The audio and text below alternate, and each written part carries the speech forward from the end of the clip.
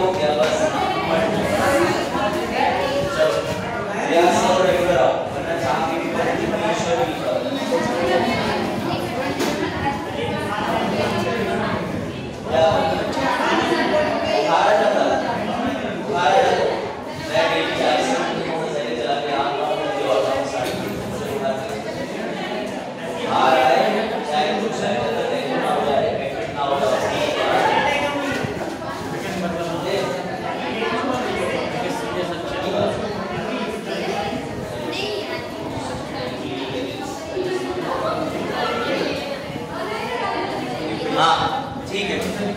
पानी लाए दोनों लोग लाए।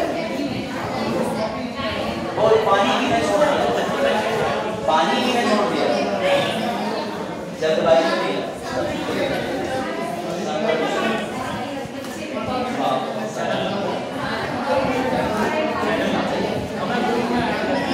ओके चलो भाई अटेंशन प्लीज।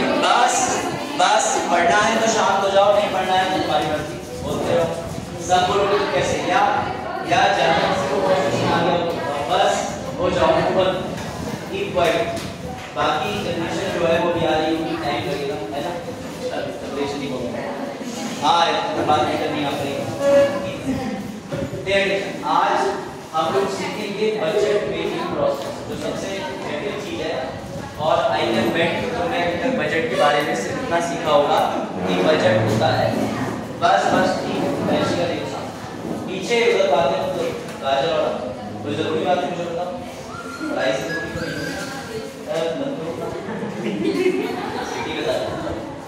शुरू करें।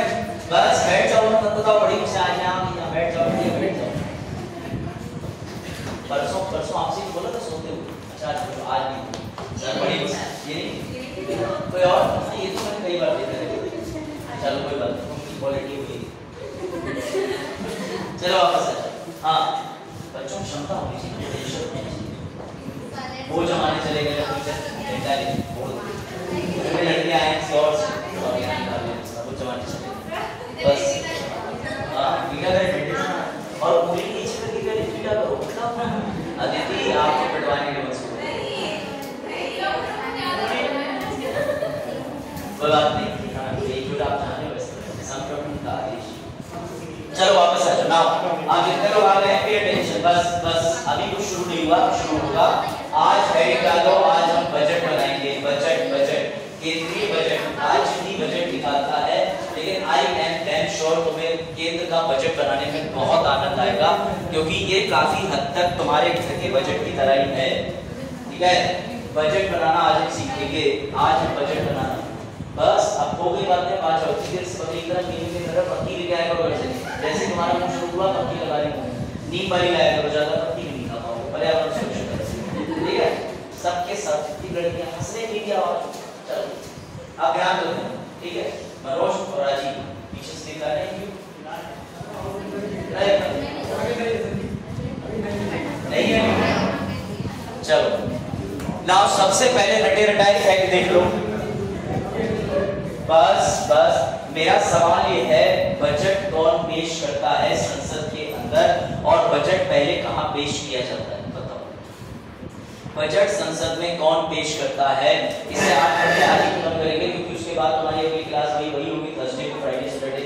तो मैं नहीं चाहता कि आधा बजट आज बनाए 4 दिन में भूल जाओ फिर बनाए। इस क्लास को फ्रूटफुल बनाने के लिए तुम सन्नाटा ज्यादा रखना और आंसर अच्छे से।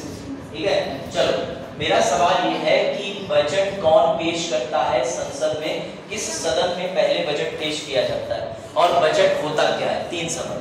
हाँ वित्त मंत्री, ठीक है आंसर आपका भी ठीक है, वो भी वित्त मंत्री। इधर से कोई और आंसर। वित्त मंत्री होता है फाइनेंस मिनिस्टर ऑफ इंडिया। इस समय वित्त मंत्री जी वर्तमान में कौन है, इसका उत्तर महिलाएं देंगी। शर्मा पे ही जाना था क्योंकि लेडी है, तो लेडी को तो इंस्पायर होना चाहिए कि देखो लेडीज कितना आगे चलेंगी। तो उनका नाम है ऑनरेबल मिनिस्टर ऑफ फाइनेंस, ठीक है, निर्मला सीतारमण जी, जिनकी कॉलेज लाइफ जेएनयू में हुई। पता है she is a student of Jawahar Nehru university, और थोड़ा बहुत हमारे कॉलेज का भी काम था।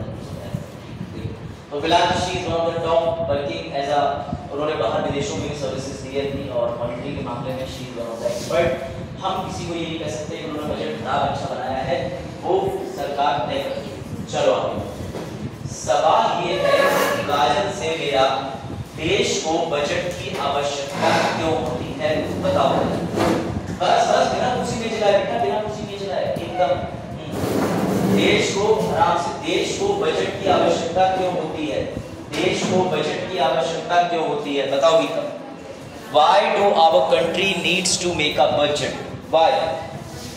क्यों?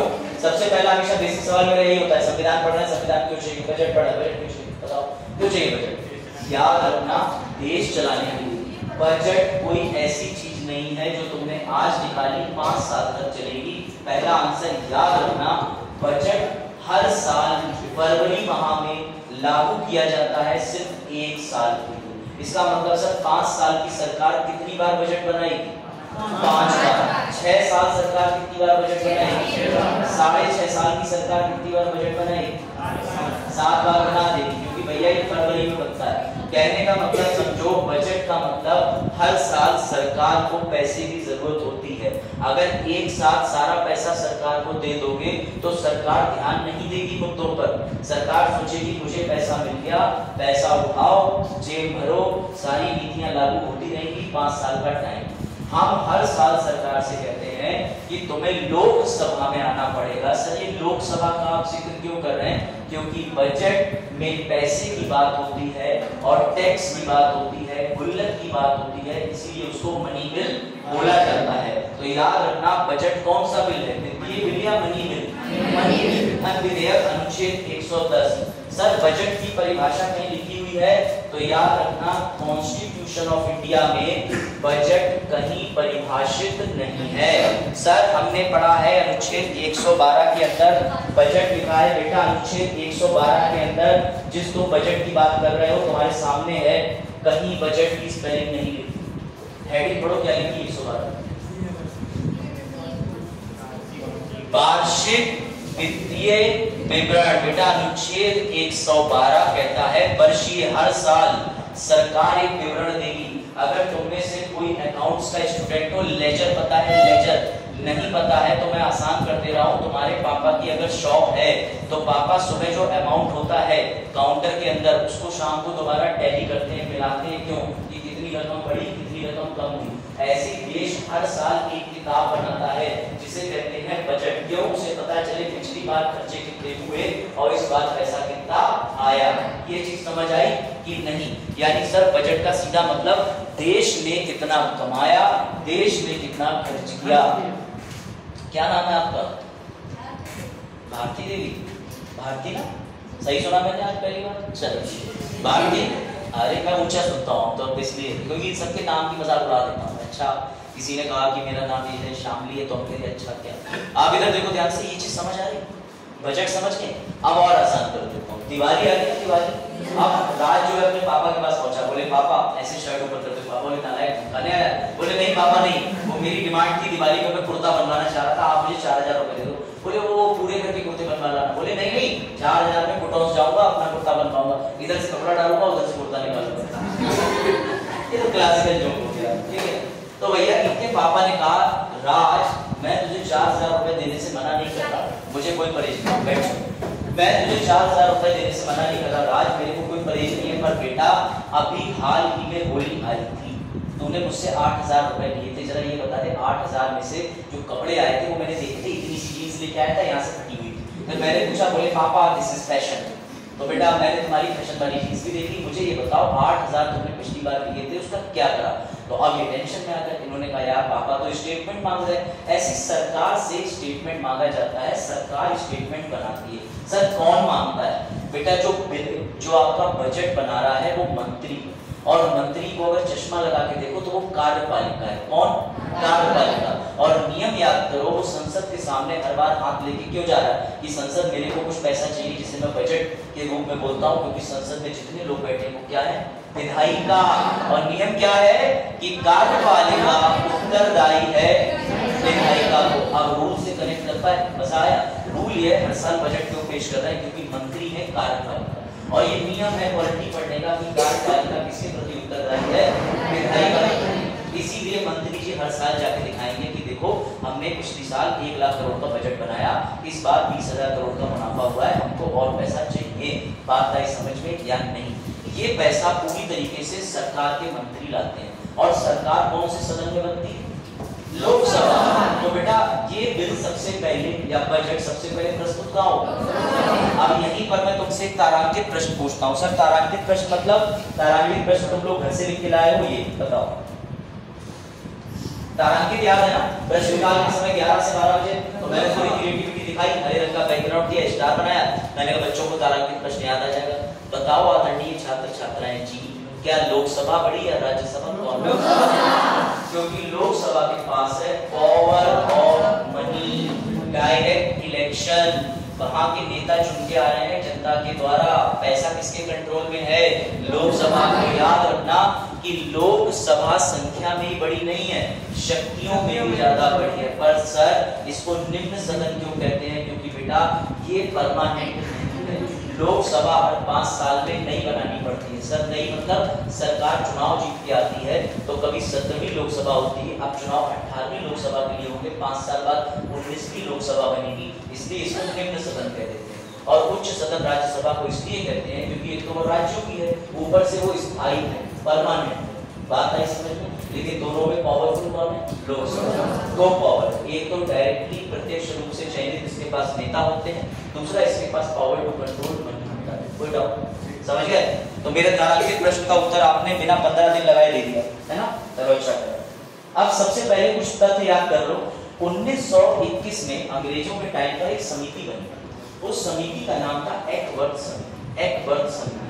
सर वो समिति क्यों बनी थी? वो समिति इसलिए बनी थी क्योंकि कहा गया कि रेलवे और जनरल बजट, अभी इस समय अगर वर्तमान में बात करो तो एक ही बजट सरकार निकालती है, पहले भी एक बजट निकालती थी। 1921 में तय करा गया कि 75% बजट में पैसा तो रेलवे से आ रहा है।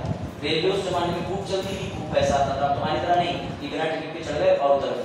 पकड़ लिया किसी ने तो कह दिया बस आगे चढ़े थे, पिछले स्टेशन से लो टिकट बना लो 20 रुपए, ठीक है। तो भैया पहले रेलवे से खूब मुनाफा आता था, तो एक्टवर्थ भैया थे, उन्होंने 1921 में एक समिति बना करके सुझाव दिया कि आप रेलवे का बजट और सामान्य बजट दोनों अलग अलग करो। रेलवे का बजट अलग निकाला करो, सामान्य बजट अलग निकाला करो, यानी रेल की खरीद बिक्री, मुनाफा, कितनी ट्रेनें बढ़ानी है, कम करनी है, इसका बजट का मसौदा अलग दिन निकालो। और देश में कितना पैसा आना है, कितना नीति पे खर्च करना है, कितने से हॉस्पिटल बनाने हैं, कितने से रोड बनाना है, ये किसी अलग दिन निकाला करो। इसे कहते हैं बजट और रेलवे बजट में अंतर। कोई डाउट? ऐसा उस समय की सरकार ने करना शुरू कर दिया। अंग्रेज थे, वो जो ना करते कम था। 1924 से उन्होंने बजट में भिन्नता करना शुरू कर दी और मुबारक को चलता रहा। 2016 से 17 से पहले, 16-17 मतलब पूरा ईयर, 16-17 से पहले अगर आपने कभी अखबार में देखा हो तो एक दिन पहले लालू जी आते थे रेल पे बैठ के, अखबार के फोटो, उनका फोटो दिखाया जाता था और लिखा आता था रेल बजट पेश हुआ। उसके 1-2 दिन के बाद सामान्य बजट आता था, अगर कोई पुराना न्यूज़पेपर फॉलो करता रहा हो तब। लेकिन एक व्यक्ति है, उनका नाम याद रखना बेटा, ये नीति आयोग से संबंधित है, इनका नाम है विवेक देवराय। विवेक ओबराय नहीं, ऐश्वर्या वाले, विवेक देवराय, समझ गए? विवेक ओबराय हीरो है और यहाँ विवेक देवराय की बात है, कंफ्यूज मत होना। ये नीति आयोग के सदस्य थे, इन्होंने एक्टवर्थ के मामले को उल्टा कर, उन्होंने कहा उस जमाने में आता होगा रेल से पैसा, क्यों 2-2 दिन आप खराब करते हो? एक दिन रेल का बजट निकलेगा, एक दिन सामान्य बजट निकलेगा। एक काम करो, वापस से दोनों जो बजट है उनको कॉमन बना दो। तो मुबारक हो, 2016-17 के बाद से आज की डेट तक, अभी इस साल फरवरी में बजट निकला, 2024 के फरवरी में फिर से बजट आएगा। रेल और सामान्य बजट एक साथ एक ही दिन निकाला जाता है। कोई डाउट? सर इसका मतलब पक्का वाला प्रूफ दे देते हैं बेटा। ये इसका पक्का प्रूफ, पहले तो ये ध्यान रखना कि 2017 से पहले 92 सालों तक बजट को अलग अलग निकाला गया। विवेक देवराय ने सलाह दी, उनकी सलाह मान्य हुई, मान्य होने के बाद रेल बजट, सामान्य बजट अब एक साथ निकाला जाता है। कहाँ? सरकार ने इसके लिए अपने ऑफिशियल बजट में नोटिस भी निकाला था, ये सरकारी नोटिस। इस सरकारी नोटिस में लिखा हुआ है, अगर आपको थोड़ा बहुत दिख रहा हो, रेल बजट, केंद्रीय बजट के साथ रेल बजट के विलय, और विलय का मतलब होता है मर्ज करना। ये किसकी सलाह पे हुआ? ये है, सब कुछ लिखा हुआ है।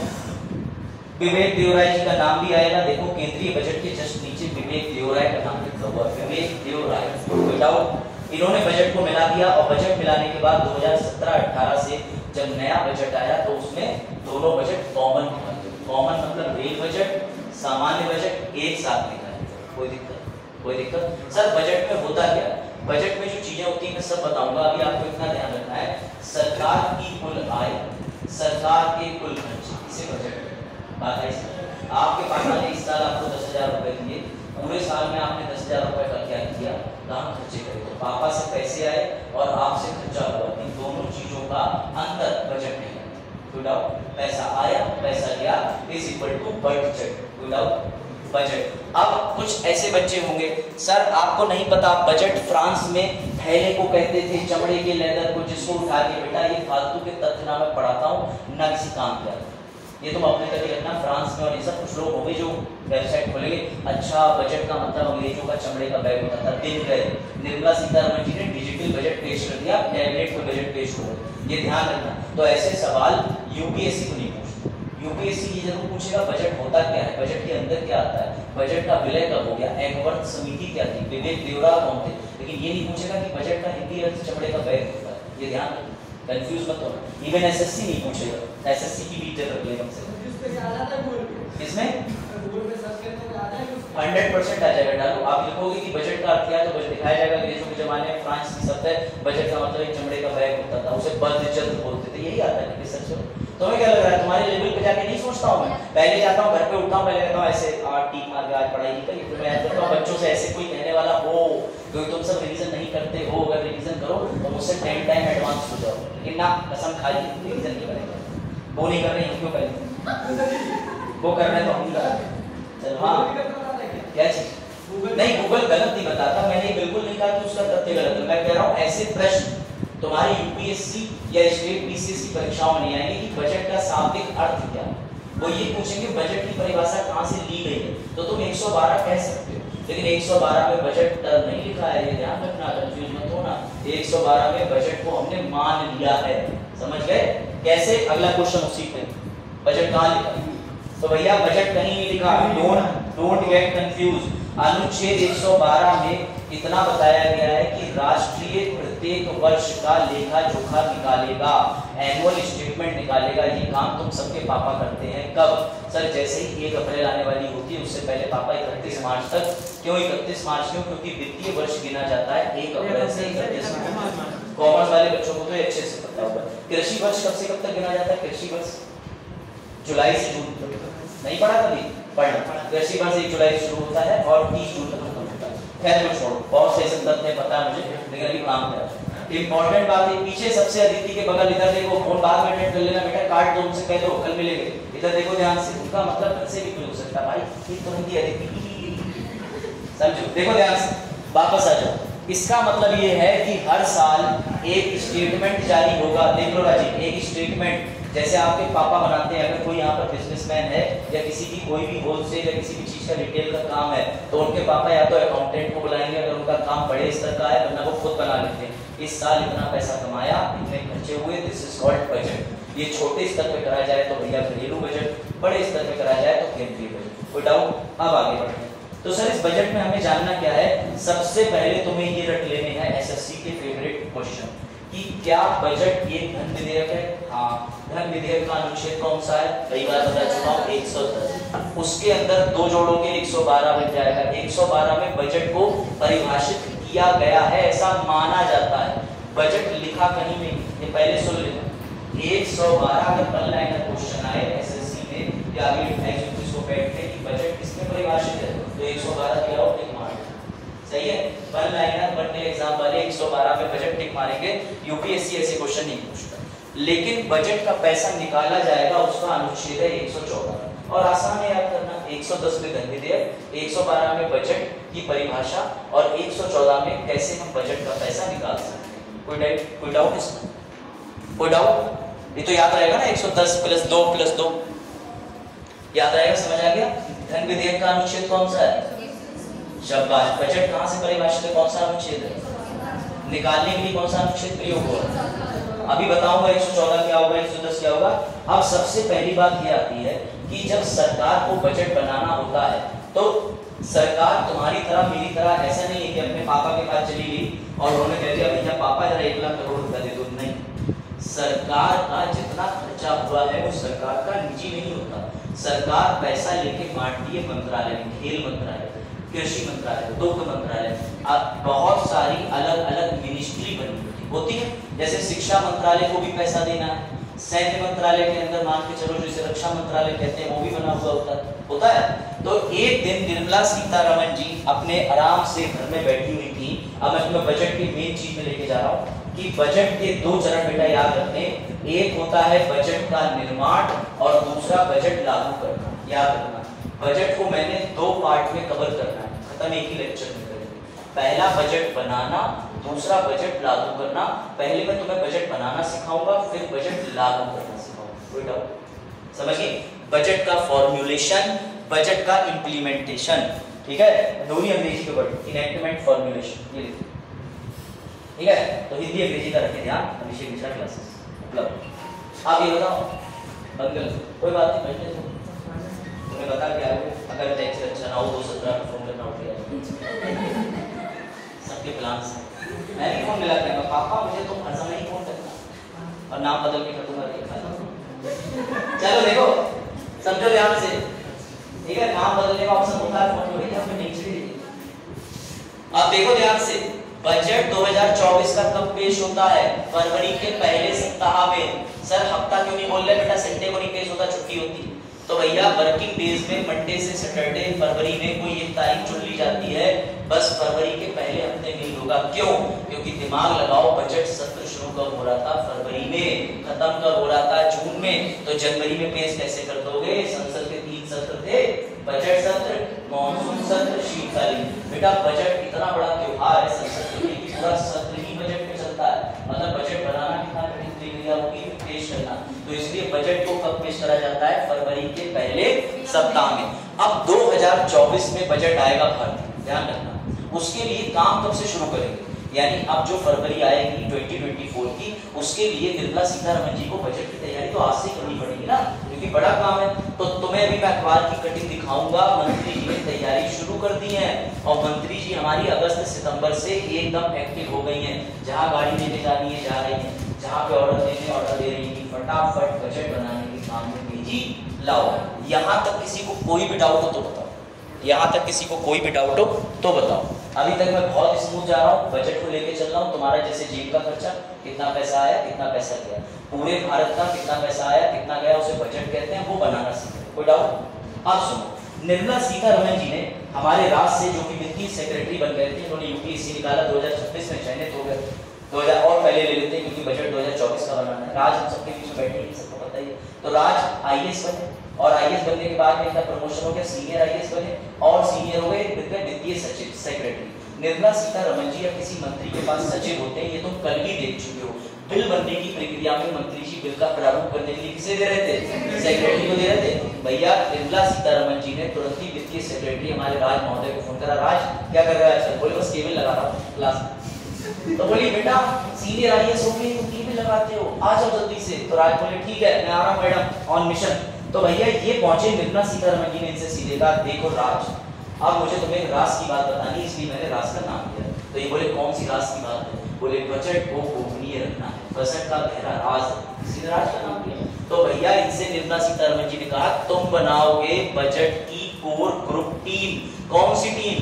उसमें ये सेलेक्ट करेंगे आईएएस की परीक्षा निकाले हुए आईआरएस अधिकारी, एसएससी से टैग में गए हुए एम्प्लॉई, एसएससी से टैक्स इंस्पेक्टर, बड़ी बड़ी पद पे जो एसएससी से पहुंचते हैं, उन सबको हमारे सचिव जी फोन करेंगे, कहेंगे मैं राज बोल रहा हूँ और राज की बात करनी है। तो बोले इतनी सीक्रेट बात है? बोले आ जाओ। और वो जो लोग हैं उनके नाम कभी खुलते नहीं है, ध्यान रखना, उन्हें बोलते हैं कॉन्फिडेंशियल टीम, क्योंकि बजट खुलने से बनने से पहले ही अगर खुल गया तो क्या बात था बजट, समझे? सबसे पहले निर्मला सीतारमण जी हमारे वित्तीय सचिव को फोन करेंगी, उसके बाद कहेंगी मुझे एक टीम बना के दो।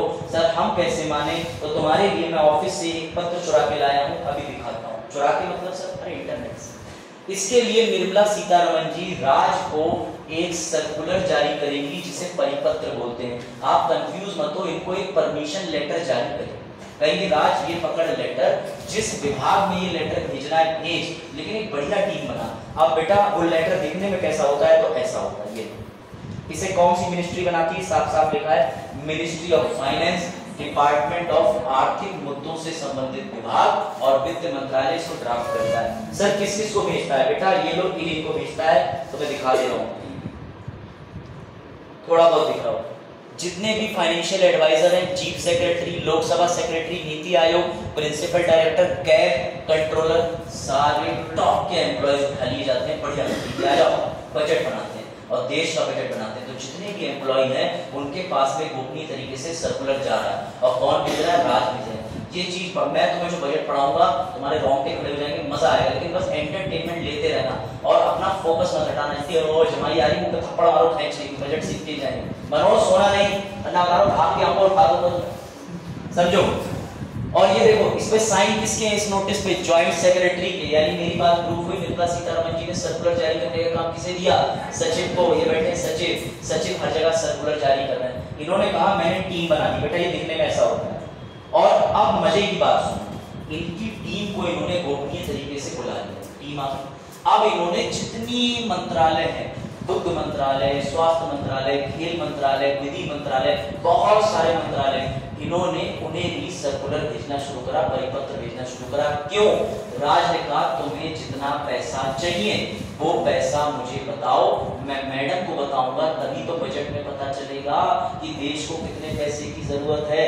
तो रिवीजन टाइम निर्मला सीतारमण जी को फरवरी के पहले सप्ताह में बजट पेश करना है। काम अगस्त सितंबर से शुरू होगा। सबसे पहले राज की बात है तो राज को फोन मिलाएंगी, राज को फोन मिला के कहेंगी तुम टीम बनाओ।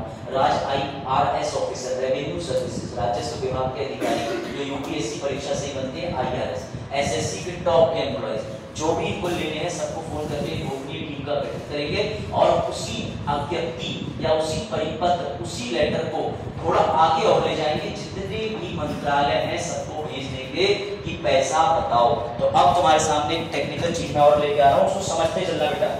जितने भी डिपार्टमेंट हैं उनको राज को परिपत्र भेजेंगे, यानी डिपार्टमेंट का मतलब ministry of defence, ministry of education, ministry of जो भी विभिन्न प्रकार की मिनिस्ट्री या डिपार्टमेंट है।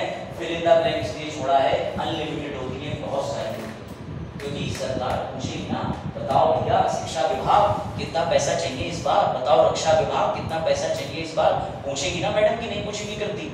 अब ध्यान से समझना, जैसे ही हमारी स्पोर्ट मिनिस्टर कहाँ गई, इनको ले लेते, खेल मंत्री पलक के पास से सर्कुलर आया, पलक ने कहा वाह इस बार मैं मांगूंगी 1 लाख करोड़ रुपया, क्योंकि मुझे फुटबॉल योजना भी लागू करनी, इधर से फुटबॉल डालूंगी, उधर से खिलाड़ी का, समझे?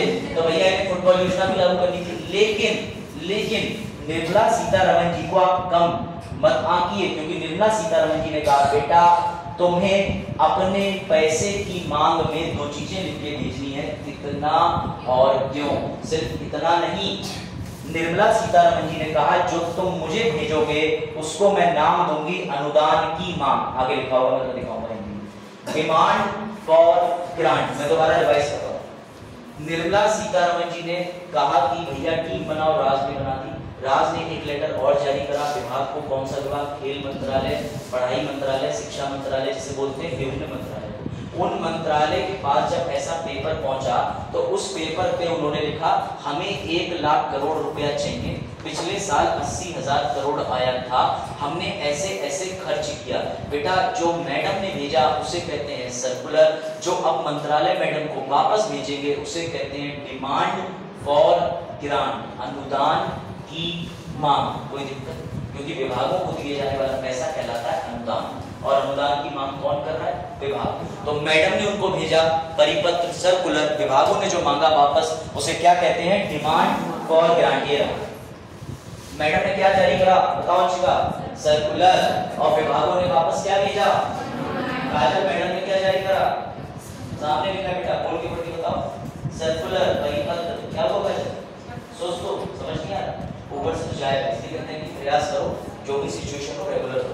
देखो रेगुलर नहीं रहोगे तो नहीं कुछ नहीं कर सकते, सभी के साथ ही जो रेगुलर है वो समझ जाएगा। नूरी को सबसे ज्यादा बढ़िया समझदार होगा, छुट्टी नहीं मारनी है, अपनी साथ टोक कराए हैं, टोकना नहीं है, मतलब आते रहो रेगुलर। कई और बच्चे अलग भी रेगुलर। तो समझना, मैडम ने जारी करा सर्कुलर, बदले में विभागों ने मैडम को क्या भेजा? अनुदान की मांग, डिमांड फॉर ग्रांट।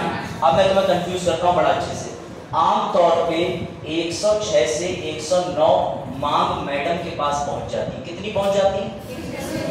106 से 109। सर आप एक वर्ड बोल रहे हो आमतौर पर, यानी बेटा जरूरी नहीं है कि 106 से 109 ही पहुंचे। कैसे? मैं तुम्हें अखबार दिखाता हूं, ये देखो। इस अखबार में साफ साफ लिखा हुआ है कि डिमांड फॉर ग्रांट का मतलब जो विभाग ने मांगा, लेकिन याद रखना कभी कभी कोई विभाग उसको अलाउ है कि तुम एक मांग करो, लेकिन कई बार मंत्रालय बड़ा होता है तो वो एक से ज्यादा मांग कर सकता है, यानी 2 मांग कर सकता है। इसी के साथ तुम्हारे ग्रुप ही में एक खेल हो गया, दिखाता हूं तुम्हें क्या, और उन्होंने इस पे क्वेश्चन बना दिया। लो तुम्हें दिखाता हूं, पहले ये देख लो अनुदान की मांग बोलते ही आया। इसमें देखो सारे विभाग के नाम है, मैं तुम्हें दिखा दे रहा हूँ। पूर्वोत्तर, इलेक्ट्रॉनिक, कृषि, खाद्य, ये सारे मंत्रालय सब क्या करते हैं, ये देखो ये भेजते हैं, बही खाता बनाते हैं। ऐसा हमने पैसा लिया था, खर्चा हुआ था, पैसा चाहिए, पैसा इतना दे दो, इसे कहते हैं स्टेटमेंट। ये स्टेटमेंट अनुदान की मांग बोला जाता है, जो विभाग मैडम को बदले में भेजेंगे।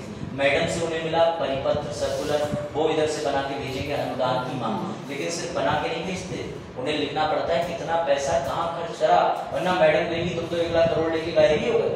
समझ गए ना? जैसे भैंसों ने चारा खा लिया था, पता ना घोटाला पड़ा था। चलो, तो इस वजह से मंत्रालय पर नजर रखी जाती है। 145 पन्नों तक का ये अनुदान की मांग का पूरा पीडीएफ होता है, पढ़ा मेरे पास, चाहिए हो तो ले लेना, ठीक है काम। चलो देखो, इसका उत्तर सॉल्व जो कर देगा मजा आ जाएगा। नहीं दिख रहा? काहे नहीं दिख रहा भैया? अब पढ़ो ऊपर, संविधान के अनुच्छेद 113 के अनुसार वार्षिक बजट में कितनी अनुदान की मांग संसद में पेश की जाती है? बताओ आप, कितनी करी जाती है? कितनी करी जाती है? ये अभी हाल ही में बिहार ने पूछा है, 2022 में बिहार ने अभी पिछले साल का पेपर है ये, ज्यादा दूर नहीं ले जा रहा हूं तुम्हें, क्वेश्चन सीधे दिखा रहा हूं कि तुम्हें कितना तगड़ा घुमाया आयोग ने। अब मेरी बात सुनना, मैंने बोला कि विभाग जो मांग करते हैं वो आम तौर पर 106 से 109 होती है, लेकिन ये कहीं फिक्स नहीं है कि मांग 109 होगी। सर आपके कहने का मतलब ये है, पढ़ो, प्रत्येक मंत्रालय या विभाग अनुदान की एक मांग प्रस्तुत करता है, परंतु बड़े विभाग एक से ज्यादा मांग कर सकते हैं। बिहार ने तुम्हें घुमा दिया, बिहार कह रहा है 106 से 109 तो आम तौर पर आती है, लेकिन नियम कहता है कि ये 280 भी हो सकती है, 500 भी हो सकती है, 50 भी हो सकती है, 1500 भी हो सकती है। इसीलिए बिहार ने बेटा इसका उत्तर दिया उपर्युक्त में से कोई नहीं। जो तुम्हारे दिमाग को पता नहीं वो तुम्हें दिखता नहीं, सीधा लॉजिक है। 105 से 106 रटना नहीं है, समझना है कि विभाग ने एक एक मांग करी। मंत्री जी बोले खेल वाले मेरी एक डिमांड है, लेकिन मंत्री जी को लगा एक डिमांड से काम नहीं चलेगा, इन्होंने अनुदान की मांग में 2 डिमांड डाल दी, तो 109 से तो आंकड़ा ऊपर चला गया। अखबार वाले बस निकाल देते हैं कि 106 से 109 मांग आने की उम्मीद है, कहीं फिक्स नहीं, कंफ्यूज मत होना। बिहार के इस पेपर ने बीपीएससी वालों को बता दिया, ये भी स्टेटमेंट कोई नहीं लगाना है। ये रहा उत्तर 5, देखो करेक्ट आंसर क्या लिखा है, और प्रश्न में क्या है ये तो मैं बता रहा हूँ कि प्रश्न उन्होंने पूछा है 8 मई 2022 को इसका उत्तर। अब जो बच्चे 106 से 109 सो नहीं, खुद को उठाओ, बजट बनना, बजट कैसे समझोगे मंत्री जी, कोशिश करो जानने। चलो 106 से 109, 106 से 109 मांग सिर्फ और सिर्फ आम तौर पर है, लेकिन कहीं नहीं लिखा कि इतनी मांग आएगी। तो मैं तुम्हें सिखा रहा हूँ, इसके लिए मैंने अखबार की कटिंग ली थी, अखबार में भी ये लिख के आया था। ये इकोनॉमिक टाइम्स ही अक्टूबर का है, 7 अक्टूबर का। इसमें साफ साफ लिखा था डिमांड फॉर ग्रांट क्या होता है, और लिखा हुआ है कि more than one demand is presented, एक से ज्यादा मांग करी जा सकती है। घुमाने वाली चीजें आती है, घूमना हो फिर चक्कर आ जाता है, समझ गए? तो अनुदान की मांग तक समझ में आया कि नहीं बताओ? अब सुनो तुम्हारे लिए और मजेदार चीज है, इसे कहते हैं, अब ध्यान से सुनना, मैडम के पास 2 चीजें आ गई। सर क्या आ गई मैडम के पास? आप भी सुनना इधर, आपका क्या नाम? आकांक्षा, आशा, आशा ध्यान देना।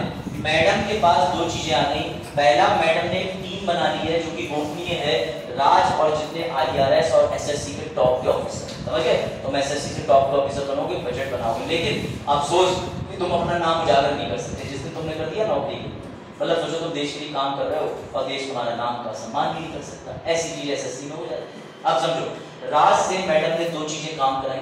जितने मंत्रालय थे उन मंत्रालय को एक लेटर बना के भेजा कि तुमको कितना पैसा मांगता है, हमारे पास में लिस्ट भेजो। दूसरा, राज के साथ मैडम ने एक छुपी हुई टीम बना ली और अब ये टीम जो है ये बनाएगी बजट। कोई डाउट? विभागों ने भेज दिया, कितना पैसा आया, कितना खर्च हुआ, कितना चाहिए, राज की टीम तैयार है। अब देखते हैं मैडम और राज की टीम करते क्या है। तो बेटा एक विभाग और होता है जिसे कहते हैं व्यय विभाग, आधा वाह या खर्चा विभाग। कौन सा विभाग? खर्चा विभाग। कौन सा विभाग? खर्चा विभाग। मैडम ने जितनी भी मिनिस्ट्री से लेटर आए थे सब उठा करके इस विभाग को दे दिए और कहा बेटा विभाग अब तुम देखो कि विभागों ने जो पैसा मांगा है कितना देना है, कितना खर्च हुआ है, इसकी एक छोटी समरी बना के मेरे को दे दो। कोई डाउट? तो मैडम को तीसरी स्टेप में एक छोटी समरी, सारांश बना के देने का काम होता है व्यय विभाग का। इसकी ट्रिक मैंने बनाई है, ARO का फॉर्म आया हुआ है, RO ARO। तो याद रखना ARO बनोगे यानी एक्चुअल रिवाइज्ड ओरिजिनल बजट। इसमें होता क्या है? चार चीजें। सोना नहीं पीछे, बिल्कुल फोकस करो, फोकस। बजट चला गया तो चला गया। एक्चुअल का मतलब वास्तविक खर्चा जो मंत्रालय का हुआ। रिवाइज मतलब मैडम ने जो आंकलन लगाया था उसका एक बनाया जाएगा चिट्ठा, कच्चा पक्का। उसके बाद ओरिजिनल बजट जो पिछले साल का था वो भी देखेंगी मैडम, अगले साल बजट जो बनाने जा रही है वो भी देखेंगी और ये सब काम करके उनको दे देगा खर्चा विभाग। कौन सा विभाग? खर्चा विभाग। बेटा अभी तक तीन चीजें हो चुकी है। मैडम ने लेटर जारी करा, एक टीम बनाई, राज ने लेटर विभागों को भेजा, विभाग से अनुदान की मांग आई, अनुदान की मांग आने के बाद खर्चा विभाग ने 4 हिस्सों का एस्टीमेट बना के मैडम को दे दिया। अब मजा आने वाला है, बोरिंग पार्ट छटने वाला है, इसलिए ध्यान देना बड़ा अच्छे से।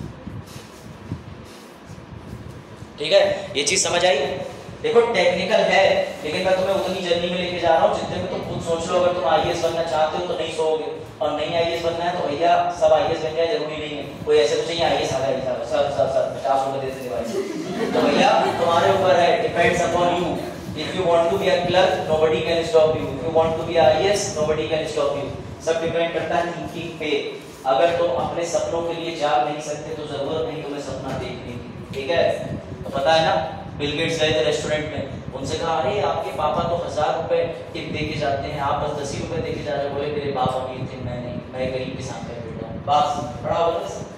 ऐसी फर्जी बात है दिमाग में बैठ नहीं है तुम्हारे, बस यही सोच के चल रहे हो अनीसी के इंटर फेल हो गया हम भी बन जाएंगे रैपर। ऐसा कुछ नहीं होता है। खुद कहा भी नहीं कभी ये बात उन्होंने, क्या कहते हैं जिनका मैंने नाम लिया बिल गेट्स, उन्हें खुद नहीं पता उन्होंने ऐसा कहा। व्हाट्सएप पे ग्रुप में चला दिए, उड़ा दिए उन्होंने। भैया वास्तविकता में उतर आओ, यही है सब सत्य सामने। समझ रहे हो कितना जल्दी हमने ये पढ़ी थी? हमने पढ़ी थी, फिर दोस्त को भेजी, फिर उधर से निशान आया लाल रंग का, गुस्से वाला इमोजी।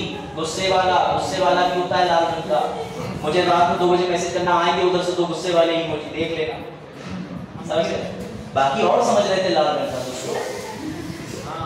हाँ, राज हो भी आता है। राज गुस्से के पड़ोस देखा, इन्हें गुस्से के पड़ोस में रखा है, ये पता ही नहीं चल पा रहा है। क्लास के टाइम गुस्से वाला भेज दे रहा है, वैसे पूरे दिन दूसरा भेज रहा है।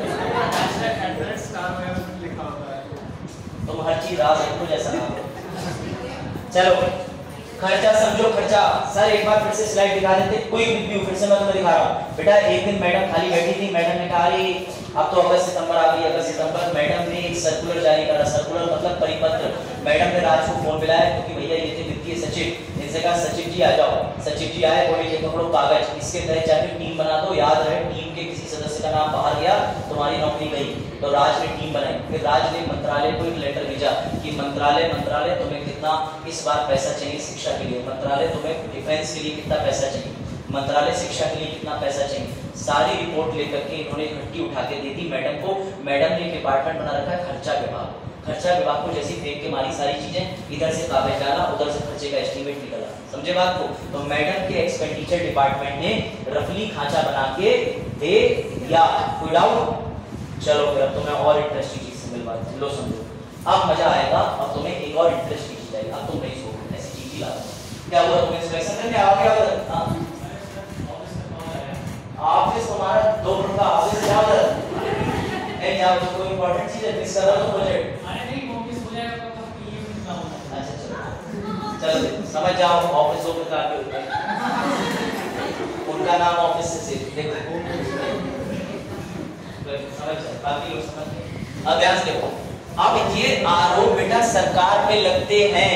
सरकार पे सुनो, तुम्हारी आंखें खुल जाएंगी। अब तुम्हारे मतलब का टॉपिक आ गया। एक दिन नूरी बोली सर काय का बजट। मैडम मैंने देखा है अडानी से मिल रही है, अंबानी से मिल रही है, जा रही है बड़े बड़े बैंकर से मिल रही है, हाउस ऑफ चैम्बर से मिल रही है, कॉमर्स के हाउसेस से मिल रही है। आरोप आता है ना कि सरकार अडानी अंबानी से मिलते हैं। बेटा अगर अडानी अंबानी देश से चले गए तो सच बता रहा तुमको जो सुविधाएं मिल रही है ना उस पर कटौती हो जाएगी। सबसे बड़े टैक्स पेयर बिजनेसमैन होते हैं। मैं उनका फेवर नहीं ले रहा, मैं तुम्हें मिलवा रहा हूँ प्री बजट मीटिंग से। बेटा बजट बनने से पहले कोई भी वित्तीय मंत्री चाहे किसी भी पार्टी का हो, उसे बैंकर, किसान, बिजनेसमैन, बड़े बड़े उद्योगपतियों से मीटिंग करनी होती है। सर हम कैसे सत्य माने? तो बेटा इसे प्री बजट मीटिंग कहते हैं। ये लो, ये देखो,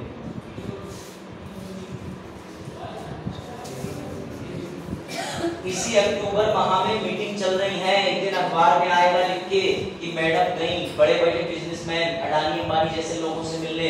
तो इसका मतलब कोई गलत नहीं कि उन्होंने कह दिया सरकार चलाओ। बेटा इसीलिए मिलती हैं। अगर वो सोचो अपना पूरा बिजनेस सेटअप लेके चले गए यूरोप, तो हो गया देश का कबाड़ा। कितना ज्यादा टैक्स आता है बिजनेसमैन भरता है, उनको रोकने के लिए। अब अडानी जी कहते हैं मुझे इस साल बजट में 20% सब्सिडी नहीं मिली तो रशिया वाले मुझे 40% सब्सिडी दे रहे हैं। देख लो मैडम मैं क्या करूं? तो मैडम को तो उद्योगपति को देश में रोकना है कि नहीं? इसलिए मैं तुम्हें खुल के प्रूफ दिखा रहा हूँ। और मैडम जो है सिर्फ अडानी अंबानी से नहीं मिलती बेटा, पूरी लिस्ट दिखा रहा हूँ तुम्हें। ये लो, मैडम किसानों से भी मिलती है। निर्मला सीतारमण जी की बैठकें समाप्त। निर्मला सीतारमण जी ये देखो, राज्यों के वित्त मंत्री पढ़ो, किसान संगठनों में सरकार के गेहूं निर्यात हटाने को कहा। बजट पूर्व बैठक बोलते हैं किसानों से लेकर, ये पूरे महीने तक की खबर है। ये पिछले साल की है, इस साल इतना बड़ा अखबार में हिस्सा बन जाएगा। ये सारी खबरें हैं। ये राज्यों के मंत्रियों से मिलती हैं, वित्त मंत्री और छोटे मंत्रियों से मिलते हैं, वित्त मंत्री किसानों से मिलते हैं, वित्त मंत्री व्यापारी से मिलते हैं, वित्त मंत्री बैंकर्स से मिलते हैं, बड़े बड़े मेडिकल उद्योगपतियों से मिलते हैं। मिलेंगे, मजबूरी है। बजट क्या कह रहा है? देश में तुम क्यों रुकना चाहते हो? तुमको क्या चाहिए?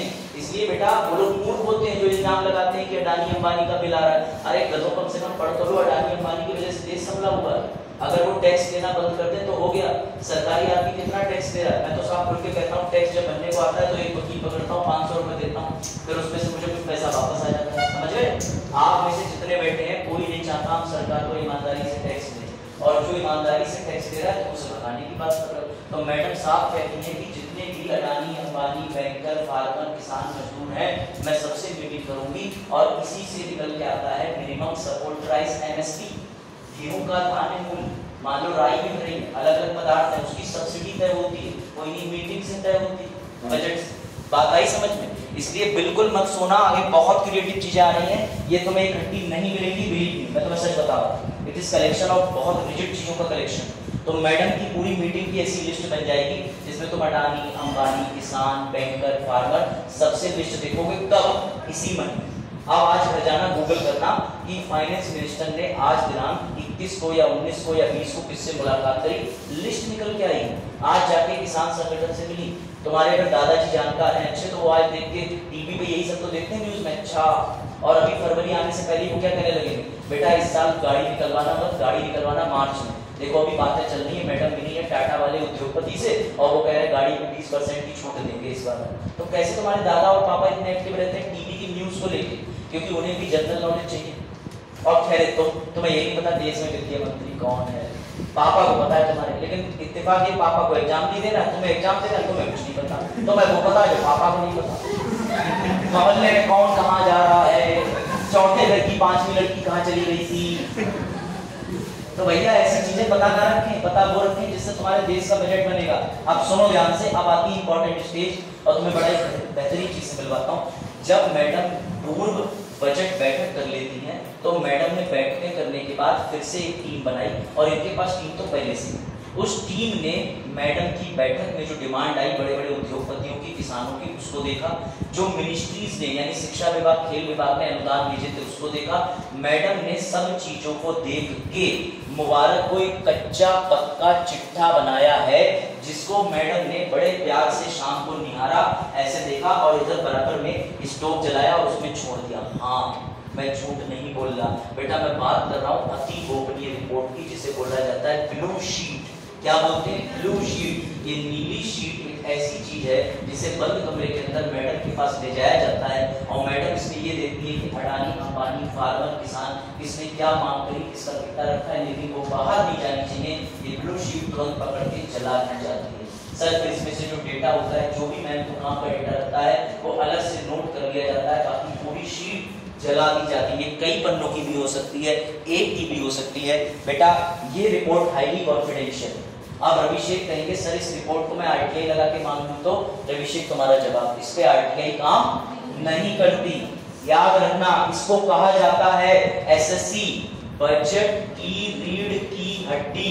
इसे कहते हैं ब्लू शीट। बी से बैकबोन, बैकबोन रीढ़ की हड्डी, बी याद रखना, बी से बजट, बी से बैकबोन, बी से ब्लू शीट। बेटा ये कहां लिखी है? तो तुम्हारे सर भी पूरा बजट पढ़ते हैं। बजट के प्रारूप के अंदर सभी की परिभाषा दी होती है, मैं वहीं से उठा के लाया हूं ब्लू शीट। मैं गारंटी देता हूं तो मास्टर इतना नहीं मुश्किल है, जिसे पता नहीं वो जाएगा नहीं, पेड कोर्सेज में भी नहीं जाते, उन्हें इंटरेस्ट नहीं। मुझे इंटरेस्ट है चीजें सरल है, इसलिए सोना मत बिल्कुल। ये ब्लू शीट बजट में डिफाइंड है।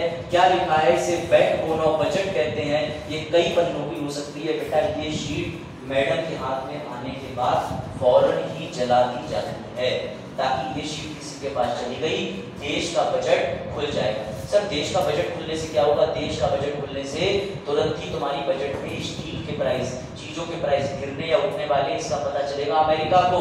अमेरिका सारे स्टील के शेयर खरीद लेगा, रशिया तुम्हारे सारे सेंसेक्स खरीद लेगा और फिर तुम्हारा देश चला जाएगा अर्थव्यवस्था कबाड़े में, क्योंकि वो कहेंगे देखो हमें तो पहले ही पता चल गया था मंदी कहाँ चल रही, समझे? इसीलिए बड़ा कॉन्फिडेंशियल चीज है। अभी तुम देखोगे जितने लोग बजट बना रहे हैं मैं ताला लगा के बंद करूंगा। ये है प्रक्रिया है, बड़ा मजा आने वाला है। देखो ब्लू शीट समझ गए? ब्लू शीट समझ गए कि नहीं? बेटा ये किताबों में नहीं मिलेगी, ये खुद की रिसर्च है मेरी, इसमें घुसना पड़ता है। तुम सोचो एक लक्ष्मीकांत ले ली 400 रुपए की, उससे काम हो जाएगा, नहीं करती। लक्ष्मीकांत इतना डीप ज्ञान नहीं देंगे, लक्ष्मीकांत नहीं पढ़ा रहे 7 साल से। उन्होंने जब पढ़ाया था कोचिंग थी, बंद कर दी, किताब दे दी, तुम्हें गाइड दे दिया कि देखो ऐसा ऐसा होता है, बेटा इस पे रिसर्च करो। उसमें उनकी गलती है, अगर वो किताब लिखते इतनी मोटी बनती, फिर तुम्हें चक्कर आ जाते, पूरा आगे सिलेबस सीखने। चलो तो उन्होंने तुम्हें गाइडिंग स्टोन दिया, not the exact stone but the guiding stone. अब देखो निर्मला सीतारमण जी ने जब ये ब्लू शीटें तैयार करी, इसको जला दिया। अब निर्मला सीतारमण जी खुश हो गई, उन्होंने कहा अब कुल मिलाकर के बजट जैसा कुछ तैयार हो गया। तब वो सीधे जाएंगी अगले दिन अपने कार्यालय से ऑनरेबल प्राइम मिनिस्टर के पास। क्यों? क्योंकि बेटा प्राइम मिनिस्टर सभी मंत्रियों के क्या है? हेड। उसीलिए तो उनको कहते हैं हेड, मतलब प्रधान, मतलब प्रधानमंत्री। बेटा प्रधानमंत्री के पास क्यों जाएंगी? सरकार कौन चला रहा है? अगर प्रधानमंत्री नहीं होगा तो देश के निर्णय कौन लेगा? तो वित्त मंत्री किसके नीचे काम करती है? भैया प्रधानमंत्री जी के डेलीगेशन में। वो जाएंगी, प्रधानमंत्री को कागज देंगी, कहेंगी सर कुल मिलाकर के इसे बजट कहते हैं, थोड़ा थोड़ा देख लो। अब अगर प्राइम मिनिस्टर जी को लगा कि यार हमारे पास अमृतकाल 75 है, अमृत योजना है, उज्ज्वला योजना है, तुमने इसमें नहीं डाली है, तो वो उसमें कहेंगे जाओ आदरणीय निर्मला सीतारमण जी ये सब योजना इसमें जोड़ो। हाँ, प्राइम मिनिस्टर की सलाह बाध्यकारी होती है बजट के मंत्री जी के ऊपर। ये चीज समझ है? ये चीज समझ है? अब निर्मला सीतारमण जी को अगर प्राइम मिनिस्टर जी ने उद्देश्य दे दिया, बहुत बढ़िया, वो चली जाएंगी लेके, बजट का ढांचा तैयार हो गया। अगर प्राइम मिनिस्टर जी ने ना कह दिया तो फिर से मैडम को नया बजट बनाना पड़ेगा, छोटी प्रक्रिया नहीं है। यानी कि सर आपने हमें जो चीजें बताई, अगर हम उनको एक जगह रख दें तो ये 6 चीजें तैयार होगी। कैसे? मेरी बात समझ में? डिमांड फॉर ग्रांट, अनुदान की मांग, कौन से वर्ष की? पुराने वर्ष की। उन्होंने जब जितने भी विभाग थे, बस ये 6 स्टेप सुन लेना, 1 मिनट उसके बाद सो जाना। अब यहाँ पे बजट का जटिल प्रोसेस आ रहा है।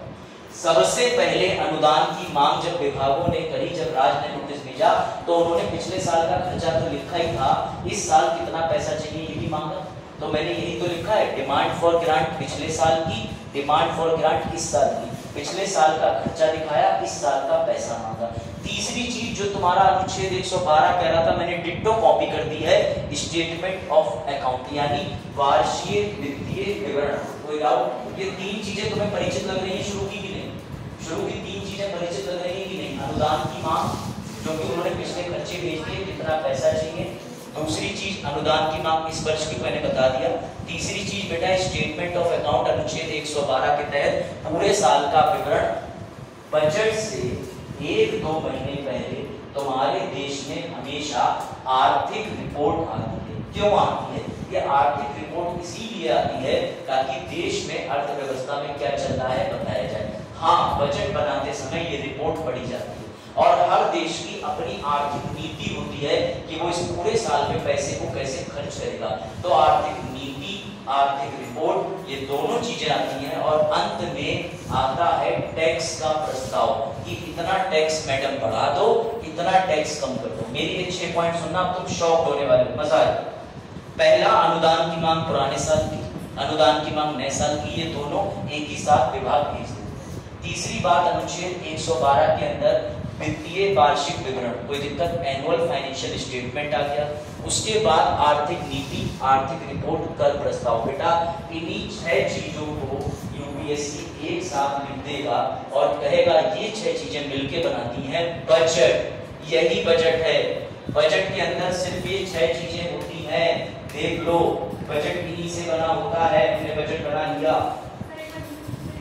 हिंदी में अनुदान की मांग पुराने वर्ष की, अनुदान की मांग नए वर्ष की, उसके बाद वार्षिक वितरण खातों का, समझिए वार्षिक वितरण रिपोर्ट या वार्षिक विवरण रिपोर्ट, उसके बाद आर्थिक नीति, आर्थिक रिपोर्ट, कर प्रस्ताव। बेटा इन्हीं को बजट कहते हैं। बजट में इनके अलावा कुछ नहीं होता। अब अगर यूपीएससी ने एमसीक्यू बना दिया और इसमें से एक भी पॉइंट हटा दिया तो तुम्हारा आंसर गलत हो जाएगा। ये तुम्हें कंठस्थ करने हैं, रटने हैं। सिर्फ ये 6 चीजें बजट बनाती हैं, इनके अलावा कोई सातवीं चीज नहीं होती बजट। अनुदान की मांग कहां से आई तुम्हें पता है, 112 से कहां से उठाया वार्षिक तुम्हें पता है। राष्ट्र की आर्थिक नीति क्या होती है वो हर साल आ जाती है। इकोनॉमिक रिपोर्ट क्या होती है वो भी तुम्हें पता है। कर के प्रस्ताव कहां से आते हैं, मनी बिल से। इन 6 चीजों को मिलकर बनाया जाता है बजट। समझ में आया? इन 6 चीजें मिला के क्या बनता है पूरी? नीचे की 3 का मतलब इकोनॉमिक रिपोर्ट। इकोनॉमिक रिपोर्ट का मतलब हर देश की इकोनॉमिक पॉलिसी होती है, रिपोर्ट होती है। रिपोर्ट मतलब बजट से सिर्फ 1-2 महीने पहले सरकार आंकड़े पे आधारित एक रिपोर्ट बनाती है। देश में महंगाई चल रही है, देश में इस समय ये सस्ता है।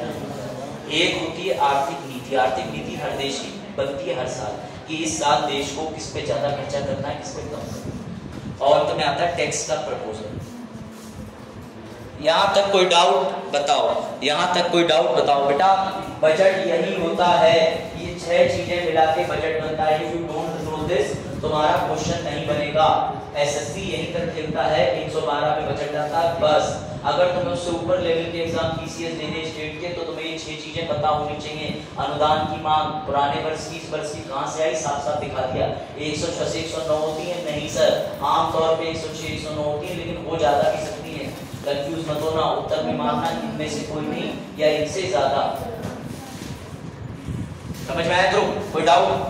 अभिषेक आप बताओ, तुम्हारे पेड कोर्स में हमारे पेड कोर्स में अंतर है?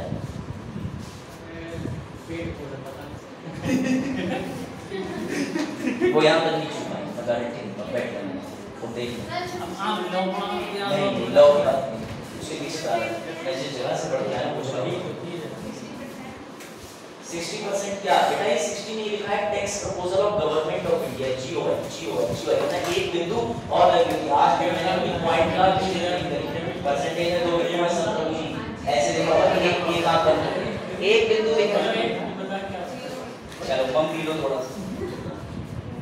हाँ ये सही है। गुड कि 1.5 लाख में फैक्ट्री वाले दे रहे और वो 20,000 में दे रहे, तो फर्क तो होगा नहीं? उसका फर्क नहीं होता, फर्क होता है निकाले किसी बात पैसे का नहीं। चलिए ना सरकारी टीचरों की मेंटालिटी होती है क्यों टैक्स देती कौन? सरकार टैक्स को उठाती बढ़ाती रहती है।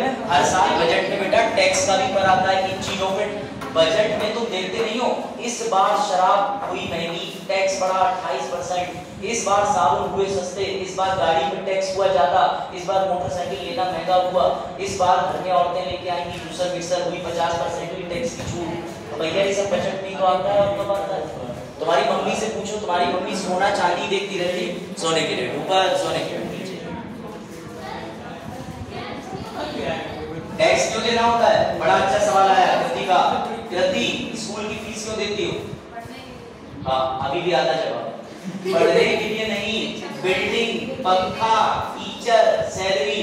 आप देश का पानी पी रहे हो, देश का नमक खा रहे हो, देश के पंखे चला रहे हो, देश की बिल्डिंग में घूम रहे हो, देश के पार घूम रहे हो, देश में कुत्ते का गद्दा उठा के मार दे रहे हो। बेटा, देश में इन सब चीजों की व्यवस्था के लिए चाहिए टैक्स, और टैक्स मतलब गवर्नमेंट ने तुम्हें कुछ छोटी सी कीमत तुमसे मांगी और तुम्हें बदले में दे दिया पूरा ब्रह्मांड, जहां तुम विमल जुबा केसरी की पीक मार रहे हो।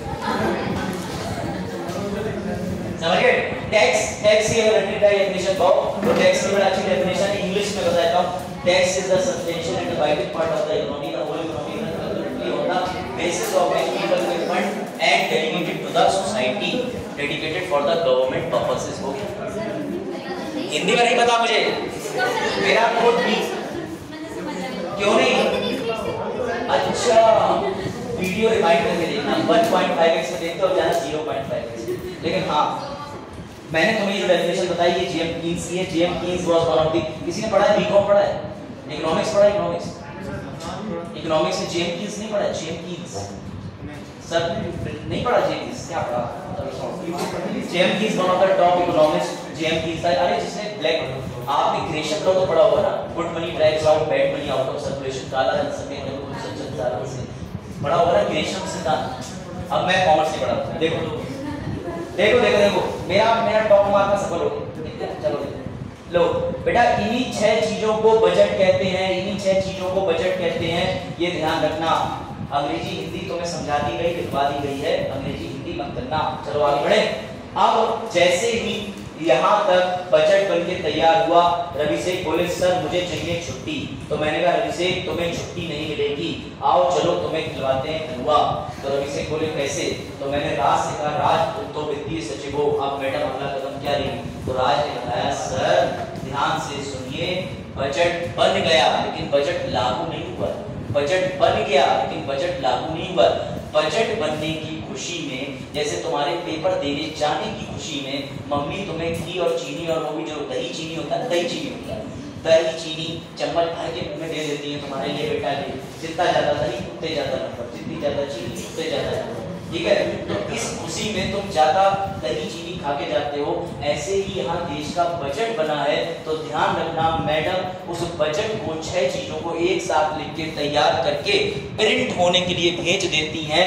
प्रिंट होने के लिए जरूरी कागज नहीं भेजती, सिर्फ एक गोपनीय रिपोर्ट के तौर पे जाती है प्रिंट होने। ये नहीं बजट प्रिंट हो रहा है यही शर्मा फोटोकॉपी सेंटर पे सबके पास जा रहा है, शर्मा जी भी देख रहा है मशीनें हो रही सस्ती, 4 मशीन मेरी भी आ जाएगी। तो भैया ये गोपनीय तरीके से प्रिंट होता है, और फिर मैडम सबसे कहती हैं चलो हलवा खाते हैं। तो ये हलवा खाना जिस दिन आ जाए उस दिन सरकारी कर्मचारी खुश हुए, राज बहुत खुश हुए, लेकिन राज दूसरे पर रोने लगे। मैंने कहा क्यों? बोले सर वो तो हलवा खाने के बाद ही पता चलेगा। तो अगर तुम्हें मजाक लग रहा है तो ये यस इट इज ट्रू। मैंने तुमसे कहा ना यू विल बी शॉक्ड, हलवा खाया जाता है, लिटरली हलवा खाते हैं। Madam is serving halwa. Halwa ceremony क्या है बेटा? ये 18 जनवरी 2023 बजट पर मैं मजाक नहीं करता किसी चीज को लेकर, आई एम वेरी सीरियस।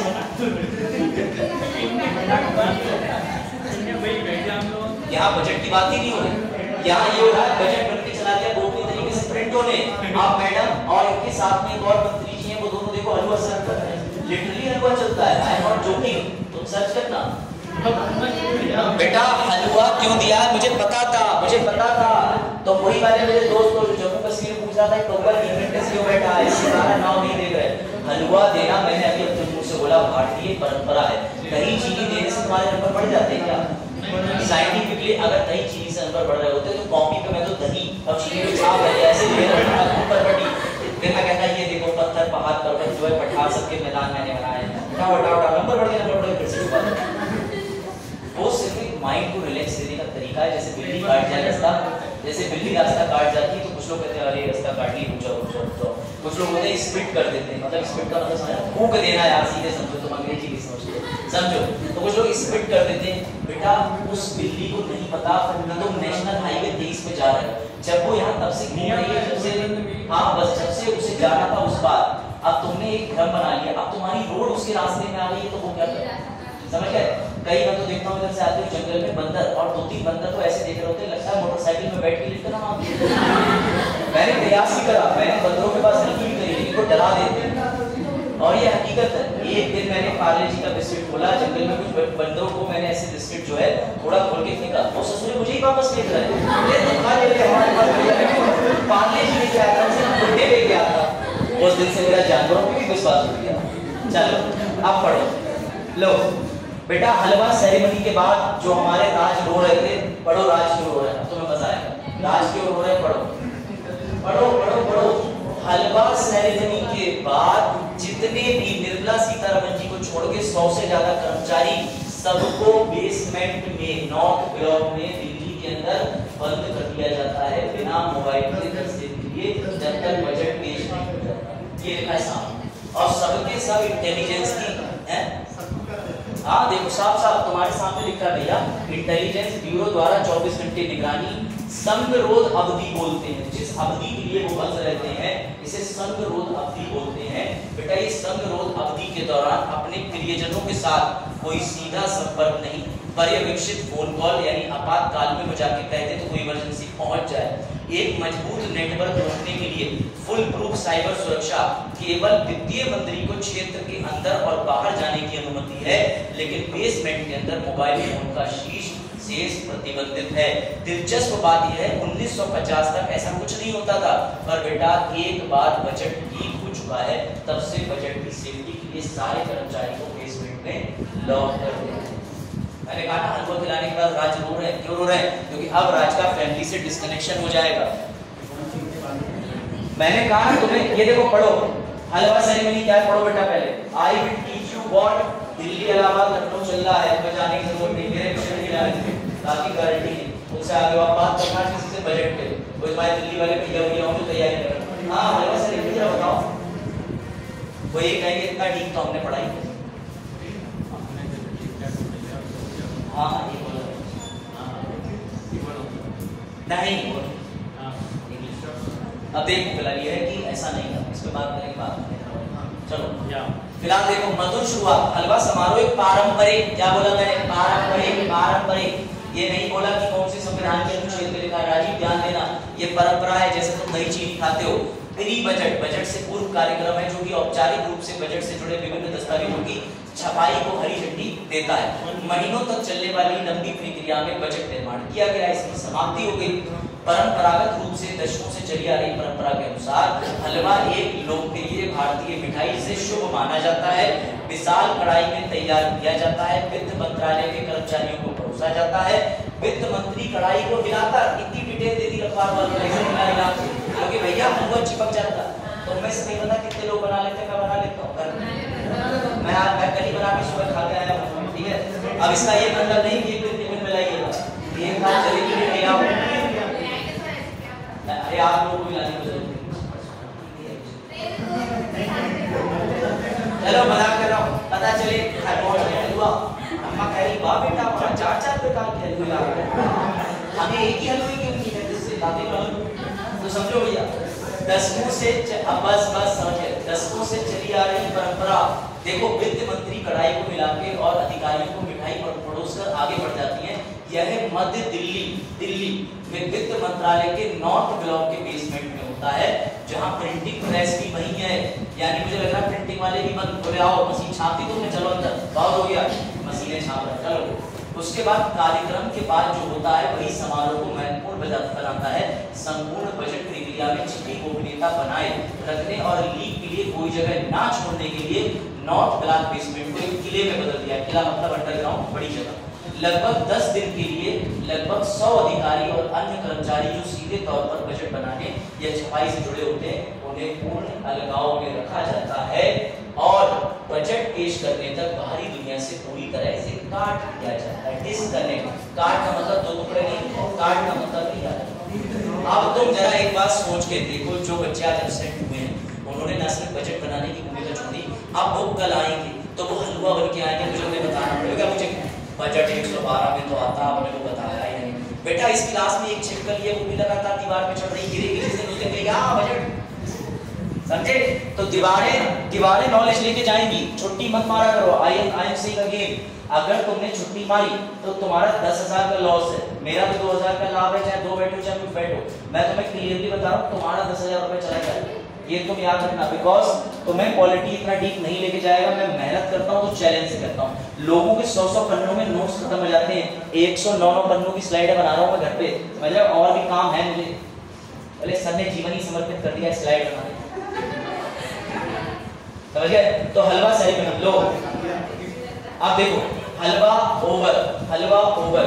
जब भैया हलवा सबने खा लिया, ज्यादा तुम्हारे दिमाग पे नोट नहीं दूंगा, यही तक चल रहा है, ठीक है? देखो ध्यान से, जब हलवा सबने खा लिया, हलवा होने के बाद क्या, देखो हलवा सेरेमनी होने के बाद बेटा कैबिनेट सेक्रेटरी के जरिए, सेक्रेटरी मतलब कैबिनेट का मतलब जो सीनियर सेक्रेटरी है, प्रिंसिपल सेक्रेटरी, उसके जरिए खबर भिजवाई जाएगी लोकसभा को।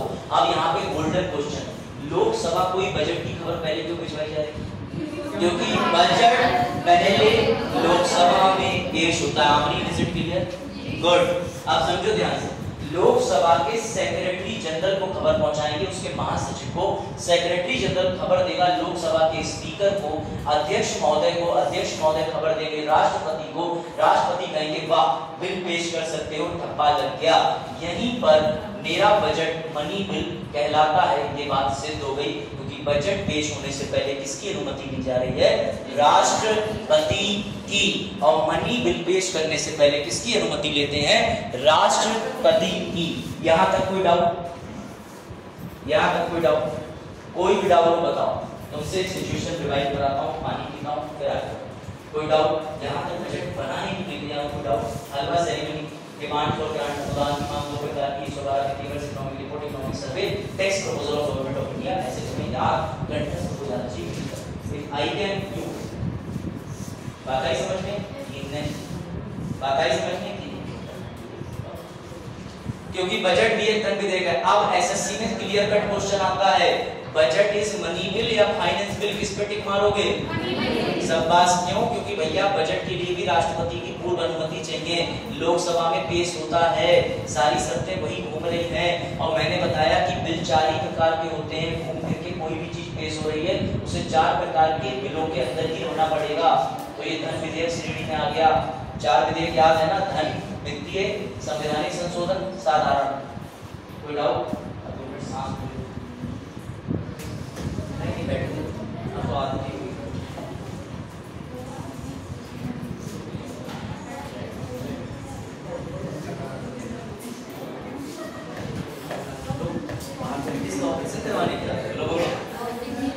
चलो बढ़िया है। हाँ बस आप पूछो। और दो जैसे वित्त मंत्री प्रधानमंत्री के पास गए बिल लेकर, तो लो वित्त मंत्री प्रधानमंत्री के पास गए बिल लेकर गए ना, बिल लेकर गए और उन्होंने, प्रधानमंत्री ने देखा और उन्होंने कहा कि इसको फिर से बनाओ, और वो गए थे बिल लेकर 1 जनवरी को। तो वो बिल अगर फिर से बनाने को कहा तो इतनी जल्दी फरवरी से बन जाएगा? इनका सवाल ये है कि बिल जिसमें अगस्त सितंबर से प्रक्रिया लग गई, क्या इतनी जल्दी बन जाएगा? पहली बात तो ये है, प्रधानमंत्री जब बिल बनाने को बोलेंगे तो उनका मतलब ये नहीं होगा कि पूरे बिल को फाड़ के बना दो। वो ये देखेंगे कि तुमने अडानी अंबानी दुनिया भर के लोगों से बात करी, मुझे ये चीज गलत लगी, पूरा बिल तो वो भी नहीं पड़ा अभी तक ऐसा होने। अगर वो फिर बनाने को बोलेंगे कोई इशू नहीं है, बिल प्रेजेंट होने में डिले हो जाएगी लेकिन दोबारा बनेगा।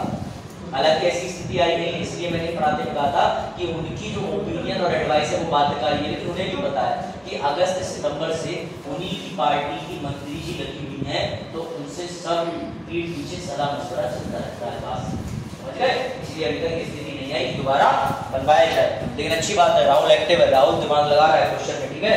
और बाकी लोग पता नहीं, बाकी लोग सट्टा सी की तरह, सट्टा से किसी ने एक बार कहा कि तो भैया हाथ से पत्थर तोड़ रहे, थोड़ा दिमाग लगा लो, थोड़ी देर में सट्टा के सर से खून आ रहा है, समझ गए? जो नहीं समझे कल समझ में आएगा। सट्टा में दिमाग लगा लिया, हाथ की जगह दिमाग से ही पत्थर तोड़ दिया। हाई लेवल आईआईटीएस नहीं समझे।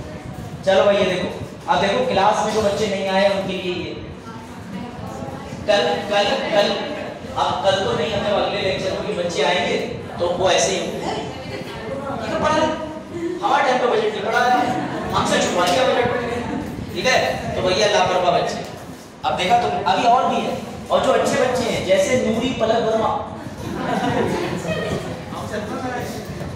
नहीं ध्यान से पढ़ो, मैंने लिखा दिया ये शब्द ध्यान से दूरी पढ़ो। हमसे पूछ के देखी, देखो नहीं देखी। वाह ये अच्छे बच्चे, अच्छे बच्चों के जैसे किसी ने कहा तुम्हारी मैगी में क्या, मेरी मैगी में शीशा। अच्छे बच्चों के चश्मे में खून है। चश्मा बढ़िया नहीं मैंने बनाया, चश्मा भी लिया।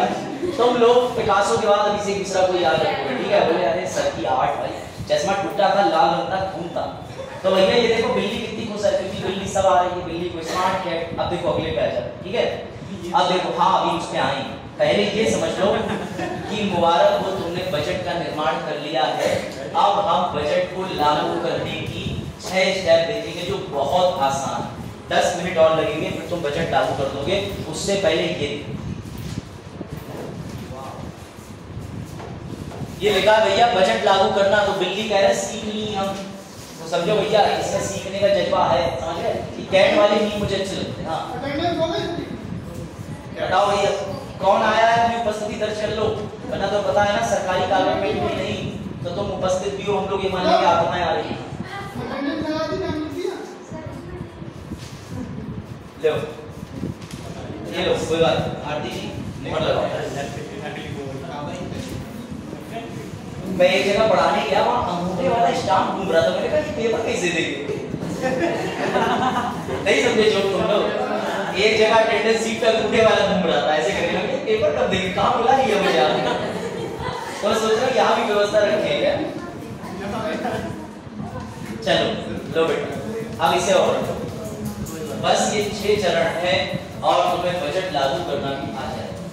इससे पहले वाली स्टेप सब लिख ली दोनों ने अच्छे से, इधर पीछे आप लोगों ने देखिए आपने तो समझ आया। बजट में आज घर पे जाके मम्मी बजट बताऊंगी, फिर मम्मी का स्कीम है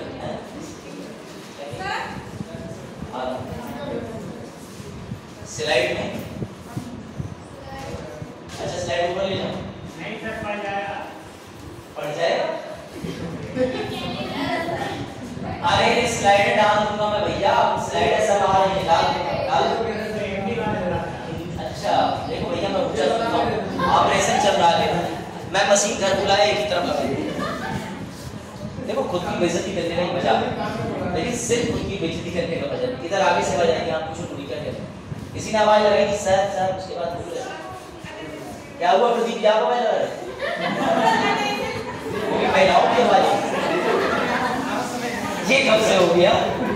चलो भाई देखो इधर, बस पशु गाड़ी के नीचे मत लाओ। देखो ध्यान से, अब अदिति एक्टिव हो। देखो भैया अब बजट पेश होगा। ये 6 जो चीजें हिंदी में लिखी हैं ये तुम्हें स्लाइड में मिल जाएंगी, परेशान ना हो, बस समझ लो।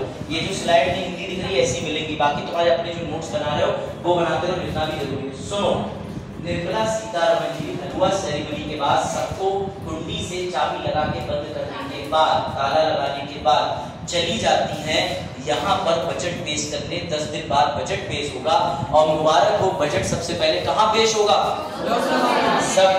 लोकसभा में। अब जैसे ही वो लोकसभा में बजट पेश करने आएंगी उस दिन फिर से रवि से खड़े होंगे, रवि से कहेंगे तुमने बजट में ये गलत लिखा है, तुमने ये गलत लिखा है। बेटा याद रखना निर्मला सीतारमण जी को यहाँ कोई नहीं टोक सकता। कल ही तो तुम्हें समझाया था बिल की परीक्षण वाली स्टेज पर कोई हस्तक्षेप नहीं। लेकिन इधर से अंशिका अपने सर पे सिलेंडर रखी गई, हाय महंगाई डायन सिलेंडर, ऐसे भी सकते हैं। हाँ ये सब चलता है, लिटरली अखबार में निकलता है। तो ऐसे पॉलिटिकल अवहेलनाएं, राजनीतिक अवहेलनाओं की अनुमति होती है। तुम कह सकते हो पेट्रोल इतना महंगा चल रहा है, बजट लाने के लिए क्या जरूरत है, पहले पेट्रोल के रेट कम कर दो, समझ रहे हो? तो इस तरीके की चीजों को लेकर के वहां पर कलेश देखने को मिलते हैं, होता है। वो कहते हैं हाँ बढ़ा पेश करने बजट, सिलेंडर 1200 का हो गया, सब्सिडी 18 आ रही, वो भी ले जा रहे हैं। वही वाले भैया जो सिलेंडर उतार रहे हैं उल्टा ज्यादा ले जा रहे हैं, 25 30। सब प्रभु तुम्हारे से भी बाहर मिली एक सिलेंडर खाली मिला कर, समझो बेटा ध्यान से समझो। अब आ जाओ इसको देखो, समझ यहाँ पर तुम्हारे लिए सबसे इंटरेस्टिंग चीजें आने वाली है, वो समझो। मैं तुम्हें पहले ही भूल बता चुका हूँ क्यों निर्मला सीतारमण जी जा करके लोकसभा में बिल पढ़ रही है। सेम फॉर्मूला, क्योंकि कार्यपालिका उत्तरदायी है, विधायिका मंत्री जी है एग्जीक्यूटिव, बिल पढ़ना पेश करना किसके सामने? लेजिस्लेटिव। विधायिका बड़ा होता है क्योंकि वो नियम बनाता है, वो बार बार नियम बना के चेक करता है कि मंत्री जी गलत तो नहीं जा रहे। और मंत्री जी कार्यपालिका होते हैं, और जो नियम है बेटा वो नियम तो चलेगा। अब हमारी जो मैडम जी हैं, सभी की मैडम जी आदरणीय निर्मला सीतारमण जी, उन्होंने बजट पढ़ना शुरू करा तब उनकी पहली लाइन थी आई, अब सुनना दूसरा मत निकालना, मैडम ने कहा I propose budget of 36,000 to the defence ministry, I propose 50,000 crore rupees to फला फला मंत्रालय। यहाँ तक कोई भी हस्तक्षेप नहीं करेगा, मैडम एक एक एंट्री पढ़ेगी, तभी अचानक से साक्षी नाम है, शिखा, तभी अचानक शिखा उठती है, शिखा कहती है मैडम इतना लंबा बजट आपने बनाया है, बहुत लंबे पेपर है, एक काम करो बजट आप पढ़ने से बेटर है इसको कट शॉर्ट कर दो, यानी कि आप लोगों को मैंने कुछ प्रस्ताव पढ़ाए थे, उन प्रस्ताव में जितना भी मटेरियल है उसे काटने की मांग करी जा सकती है। तो मुबारक हो मैडम की इतनी लंबी बहस सुनने की आवश्यकता नहीं है, अगर वो चाहे तो यहाँ पर गिलोटीन का प्रयोग कर सकते हैं। गिलोटीन सुना है? गिलोटीन एक तरीके का प्रस्ताव है कि मैडम एक एक चीज मत पढ़ो, या तो हम कंगारू की मांग कर सकते हैं गिलोटीन की। सर कंगारू प्रस्ताव मतलब कि मैडम इंपॉर्टेंट पॉइंट समझ गए, प्रस्ताव पढ़ाए थे, अब जो छुट्टी पे थे मैं कुछ नहीं कर सकता, सॉरी। अब जैसे ही मैडम ने लोकसभा की स्पीच पढ़ ली तो नियम यह है कि बिल अब जाएगा लोकसभा से राज्यसभा। लोकसभा के अंदर मैडम की स्पीच पूरी हो गई, मैडम चाहे तो राज्यसभा के अंदर अपने जूनियर घड़ी में, देखो भी टाइम है, इधर तुम्हें देखो अतिथि कर, अब तुम देख लो पहले, तुम बस उन्हें देख लो, पता है कोई है, देखो इधर बोर्ड में देखा नहीं, वहां ऐसे कर रहे तारे जमीन पर, हाँ देखो इधर, अब ध्यान से सुनना। लोकसभा में सबसे पहले बजट गया, मैडम ने पढ़ा, अब वो थक गई, चाहे तो राज्यसभा में खुद पढ़े, चाहे किसी मंत्री को भेज दें, दोनों चीजें अलाउड है, लेकिन लोकसभा में कंपलसरी इसे पढ़ना है मैडम को। मैं बार बार मैडम कह रहा हूं क्योंकि निर्मला सीतारमण जी जो है इस समय केंद्रीय वित्त मंत्री हैं, कोई डाउट। अब जैसे उन्होंने ये सब कर दिया, उसके लिए तुम्हारे सामने आता है एक सवाल, इसका जवाब आसान सवाल, संसद को बजट पेश करते समय भारत सरकार का प्रतिनिधित्व कौन करता है, बताओ। बहुत सवाल, ये ओडिशा में पूछा था अभी 2019 में, मैं लगा के आया था, ठीक सर आप ओडिशा में चले जाते हैं, मत पूछो बेटा, बेरोजगारी कहाँ का लेगी, 19 की बात, कोविड से पहले, कोविड के आसपास, कोविड अगले साल आया था, ये कोविड का इंतजार कर रही है, अरे वहाँ मेरे तो 2 साल तैयारी घट गए। चलो संसद में बजट करते समय जो लोकसभा है वो प्रतिनिधित्व नहीं करती, जो मंत्री होता है उसको ध्यान रखना, सिर्फ वित्त मंत्री जो होते हैं वो सरकार का प्रतिनिधित्व करते हैं, इसका आंसर वित्त मंत्री। अब समझो, जैसे ही मैडम ने बिल पढ़ा, मैडम ने बिल पढ़ने के बाद तुरंत ही 3 हफ्ते की छुट्टी ले ली। सर छुट्टी ली तो बजट के काम में छुट्टी, बेटा ये छुट्टी तुम्हारे लिए छुट्टी है, मैडम के लिए छुट्टी नहीं है। अब जो बिल मैडम और हमारे राज यानी वित्तीय सचिव की टीम ने बनाया है वो बिल जाएगा संसदीय समिति के पास चेक होने, कि कहीं इन्होंने और मैडम ने मिलकर कोई घोटाला तो नहीं करा। संसदीय समिति में क्यों जाएगा? संसदीय समिति में विपक्ष भी होता है, कांग्रेस आम आदमी पार्टी सब बैठे होंगे, वो मैडम का बजट झांकेंगे, अच्छा इस बार बीजेपी या किसी सरकार को डायरेक्ट फायदा तो नहीं दिया जा रहा, अगर अडानी अंबानी ने मांग करी है तो इन्होंने कम करके बार्गेनिंग करी कि नहीं करी। मेरी बात समझो, इस स्टेज पर मैडम बिल पढ़ के चली जाएंगी छुट्टी पर, और मैडम के छुट्टी पे जाने के बाद बिल जाएगा समिति पे। सर यहाँ कौन सी समिति होती है? तो 1% भी नजर मत दिलाना बेटा, यहाँ जो समिति होती है, यहाँ जो समिति होती है वो समिति सबसे इंपॉर्टेंट होती है, उन्हें कहते हैं विभागीय स्थायी समिति। उनका नाम मत भूलना, DRSC। ये समिति सबसे जटिल समिति होती है। इस समिति के अंदर कोई मंत्री नहीं होता, सिर्फ और सिर्फ विधायक ही। वो बजट के एक एक पहलू पर जांच करते हैं। और DRSC की संख्या कितनी होती है बेटा? ये ऐसी समिति है जो हर विभाग का काम देखती है। शिक्षा विभाग की DRSC अलग, रक्षा विभाग की DRSC राज्य अलग, हेल्थ डिपार्टमेंट की DRSC ग्रुप अलग। DRSC अलग अलग अलग अलग होती है, संख्या में बहुत ज्यादा होती है। ये समितियां जब जांच करती है, जब ये समितियां सारी जांच कर लेती हैं तो मुबारक हो, इन सारी समितियों की जांच के बाद देखो ये DRSC कमिटीज बनती हैं, उनकी लिस्ट है। जब ये सारी जांच कर लेती हैं तो मुबारक हो, अब मैडम का जो बिल होता है वो वोटिंग के लिए चला जाता है। किसके लिए? वोटिंग के लिए। क्यों? क्योंकि बिल को पढ़ना होता है, डिबेट होता है, डिस्कशन होता है, फिर वोटिंग होती है। हमने समिति के जरिए काम को आसान कर लिया। कल बिल बनाते समय बताया था कि समिति को भी भेज सकते हैं, सिंगल समिति, ज्वाइंट समिति, लोगों के उसके लिए भी भेज सकते हैं, ओपिनियन के लिए डायरेक्ट वोट करा सकते हैं। ध्यान से सुनना, ज्यादा स्टेप लंबी नहीं बची। और भेजने का जो रूल है वो 331 जी से एन तक है। चाहो तो लिख लो, चाहो ना लिखो, स्लाइड मिल जाएगा, not at all very mandatory.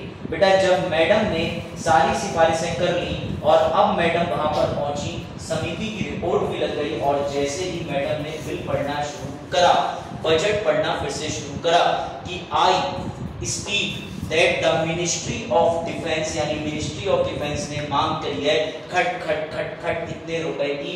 वैसे ही अचानक से काजल खड़ी हुई और काजल ने कहा I demand a cut motion.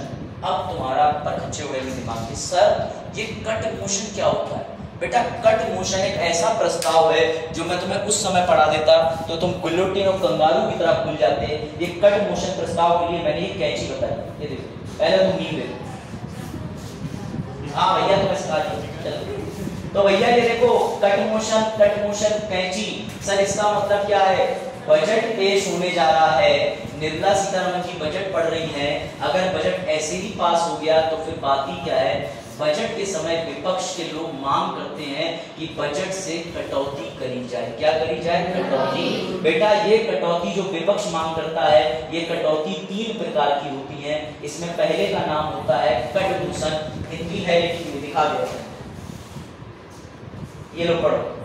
नीति में कटौती, आर्थिक कटौती, टोकन कटौती। बेटा ये 3 तरीके के मोशन। इसके बाद बिल बस करने वाला है, बजट लागू होने वाला है, चिंता ना करो। 1.5 घंटे के एवरेज से चलता हूं। डीआरएससी के बाद, डीआरएससी का मतलब विभागीय समिति आई, मैडम से कह दिया मैडम रिपोर्ट लग चुकी है, जाओ अपना बजट अब वोटिंग के लिए जाओ। मैडम ने भी लोकसभा में वोटिंग के लिए, लोकसभा में जैसे पढ़ा आई स्पीक मैं इतना अनुदान इस मिनिस्ट्री को देने जा रही हूँ, तभी हाथ खड़ा होता है काजल का। काजल कहती नहीं I demand a cut motion, मैं मांग करती हूँ कटौती प्रस्ताव। समझे ना? तो बेटा जो कटौती प्रस्ताव 3 तरीके की होती है। कैसे? विपक्ष ने कहा कि मैडम ने जो ये मिनिस्ट्री ऑफ शिक्षा को 1 लाख करोड़ रुपया देने की बात करी है, इन्होंने पिछले साल 2 लाख करोड़ रुपया दिया था, उससे आज तक शिक्षा विभाग ने कुछ नहीं किया। आज भी बिल्डिंगें बेकार हैं, टीचर ऐसी रद्दी भर रही है, कुछ भी नहीं हो रहा शिक्षा में अच्छा स्तर। तो वो डिमांड करते हैं कि मैडम को 1 रुपया काट लो इनकी नीति में से। 1 रुपया काट लो। हाँ बेटा ये 1 रुपया सांकेतिक रूप से बेइज्जती होती है, मेरी बात समझना। 1 रुपया काटने का मतलब होता है कि तुम्हारी नीति से लोग सहमत नहीं है। देखो इंसल्ट कर दी, कट गया था 1 रुपया। कभी कभी सुप्रीम कोर्ट गुस्से में आने के बाद 1 रुपए का जुर्माना लगाता है। एडवोकेट साहब थे प्रशांत भूषण साहब, उन्होंने S.A. बोबड़े साहब चीफ जस्टिस ऑफ इंडिया अपनी मोटरसाइकिल पे कोविड के टाइम बाहर बैठे थे, उन्होंने बैठे फोटो खिंचवाया। वो बाइक तो नहीं चला रहे थे। एक वकील साहब ने कमेंट कर दिया हेलमेट ही लगा लेते। अब भैया बैठी मोटरसाइकिल पे हेलमेट क्यों लगाया? हार्ले डेविडसन अच्छी मोटरसाइकिल थी, बैठ के बस फोटो खिंचवा रहे थे। मानते चीफ जस्टिस ऑफ इंडिया थे, शौक और अरमान तो सबके होते हैं, मोटरसाइकिल पे फोटो बैठ के नहीं खिंचवा सकते, वो भी अपने कोर्ट प्रांगण के अंदर। एक ने कमेंट डाला मास्क नहीं लगा लेते। भैया कैमरा मैन इतनी दूर वो फोटो खिंचवा रहा है, मास्क और हेलमेट लगा ले तो पता ही कैसे चलेगा चीफ जस्टिस ऑफ इंडिया? तो कोई भी बैठ के खिंचवा लेता। अब समझो इस पर वकील साहब ने आपत्ति जताई। सुप्रीम कोर्ट चलता फिरता इंस्टीट्यूशन है, सुप्रीम कोर्ट ने उनके खिलाफ जुर्माना लगाया 1 रुपए का। क्यों? सुप्रीम कोर्ट ने उन्हें एक शिक्षा दी कि तुम सुप्रीम कोर्ट के चीफ जस्टिस ऑफ इंडिया की अवहेलना नहीं कर सकते। उन्हें 1 रुपया भी नहीं करा, बाद में माफी मांगी गई, बड़ा कुछ बहुत तमाशा हुआ इस पे, लेकिन ये मामला निपट गया बाद में। तो ऐसे ही संसद के अंदर जब बजट पास करने की बात आती है तो कहते हैं 1 रुपया काटो, 1 रुपया काटो। 1 रुपया काटने के लिए बिल पारित हो जाता है। अब आता है दूसरा बिल। अगर काजल ने कट मोशन की डिमांड करी तो उसमें उसका नाम था पॉलिसी कट, यानी नीति में कटौती कर दो, नीति में कटौती कर दो। कितने की? 1 रुपए। अब 1 लाख करोड़ में से 1 रुपया काटने से क्या कोई फर्क पड़ेगा? लेकिन एक इंसल्ट हो जाएगी कि अरे लोग 1 रुपया तुम्हारा लोगों ने काट दिया। इसका मतलब लोग सही कह रहे थे, क्योंकि जो प्रस्ताव पारित करेंगे उस पर ही वोटिंग होती है। कितने लोग चाह रहे हैं कि 1 रुपया कट जाए, तो ज्यादातर लोग चाह रहे हैं 1 रुपया कट जाए, तो ये बेइज्जती होती है। दूसरा समझो, दूसरा ये होता है इकोनॉमिक कट, इसे कहते हैं आर्थिक कटाव। इसका मतलब ये होता है कि 1 लाख करोड़ रुपया जो तुमने मांगा है उतना मत दो, मैडम को 50,000 करोड़ दे दो, इसमें 50,000 करोड़ में काम हो जाएगा। अगर उस समय पर ये प्रस्ताव पारित हो गया तो मैडम को 1 लाख करोड़ रुपया नहीं देना पड़ेगा, जाएगा 50,000 करोड़। लेकिन ये भी इंसल्ट है कि तुमने 50,000 करोड़ रुपए में सीधे हमारी मांग कर दी, इसका मतलब क्या घोटाला तो नहीं था, पैसा कम क्यों करना पड़ रहा है। और तीसरी जो है उसको कहते हैं टोकन कट, इसे टोकन बोलते हैं, टोकन कट। टोकन कट का मतलब सीधा सीधा होता है कि मैडम ने जो ग्रांट की बात करी है, मैडम ने पढ़ा मैं खेल मंत्रालय को 1,000 करोड़ देना चाहती हूँ, फिर से सब लोग खड़े हो बोले 100 रुपया काट। और बड़ी बेइज्जती, 1 रुपया रकम को आधा कर देना या रकम को कम कर देना, तीसरा 100 रुपया काटना। ये 3 तरीके की कटौती होती है। और मजे की बात सुनो, एक भी कटौती सफल हो गई सरकार गिर जाएगी। एक भी कटौती सफल हो गई, एक भी कटौती का प्रस्ताव पारित हो गया तो बेटा याद रखना सरकार गिर जाएगी। आप सब घबराओ मत, कभी नहीं गिरेगी सरकार। क्यों? क्योंकि ये बिल पास करने के लिए वो जाएंगे लोकसभा में पॉलिटिकल पार्टी के लोग हैं 273 से ज्यादा, कभी ये मोशन पास होते कभी नहीं पास होते, इसलिए लोकसभा हमेशा मजे में रहता है। बोर्ड पे देखो, मुझे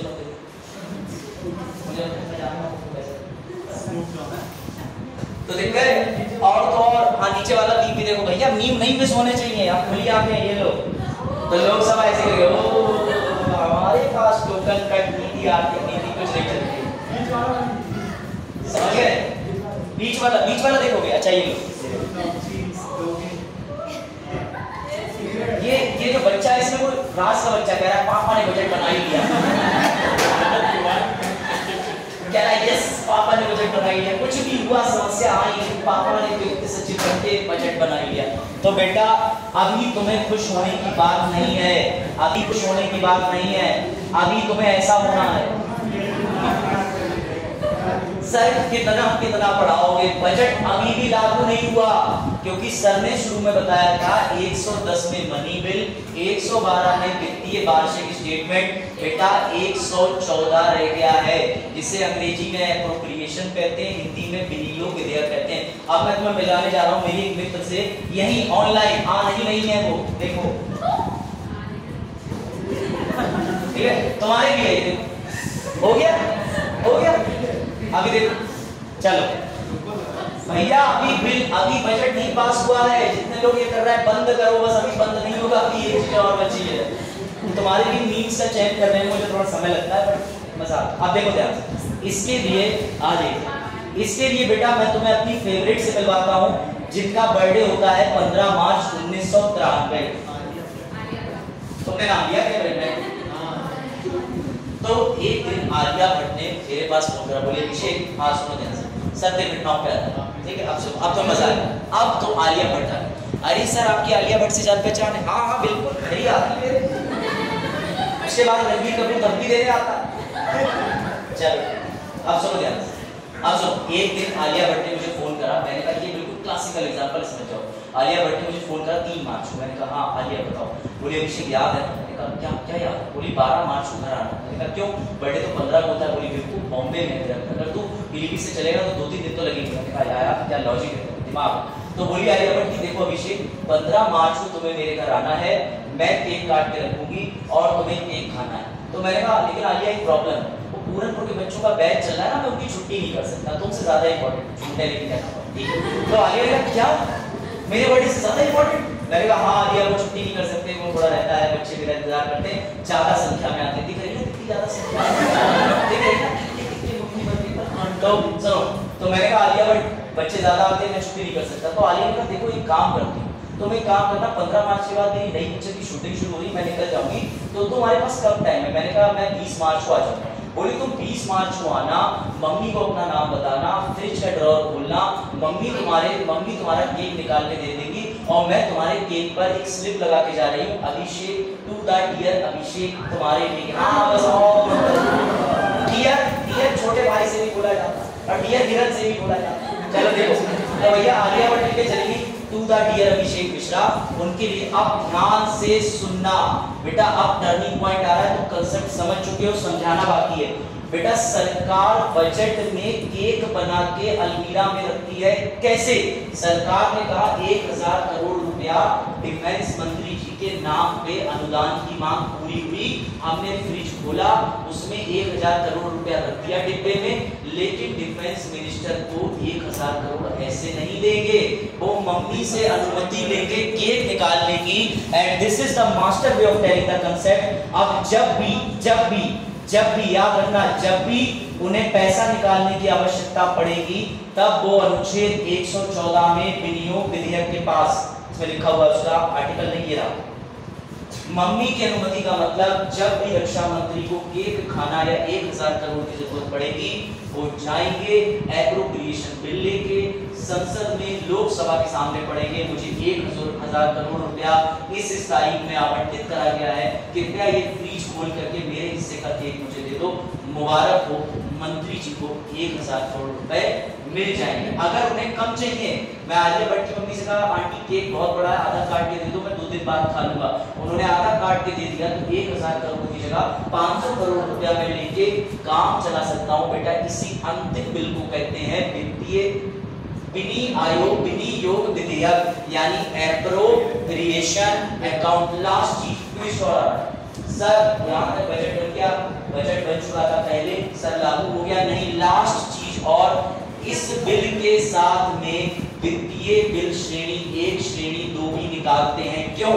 क्योंकि बजट में पैसा डालोगे कहां से?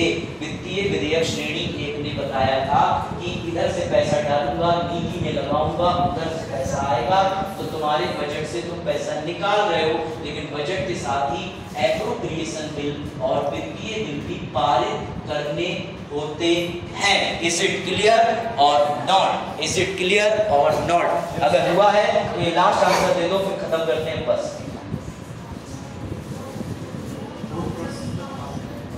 बजट की प्रक्रिया कब खत्म होती है? कौन से 2 बिल हैं जो मैंने अभी बताए थे? बहुत आसान आंसर है बेटा, विनियोग विधेयक, एप्रोप्रिएशन और वित्तीय बिल, दोनों एक साथ, यानी जिस दिन बजट हमारा पास होगा उस दिन ये समस्त बिल भी बजट के साथ।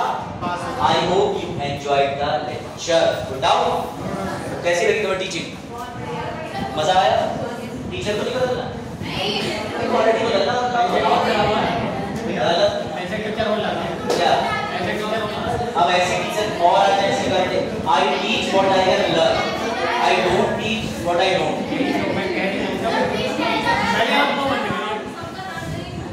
चलो ठीक है ना, आपको और डाउट? हाँ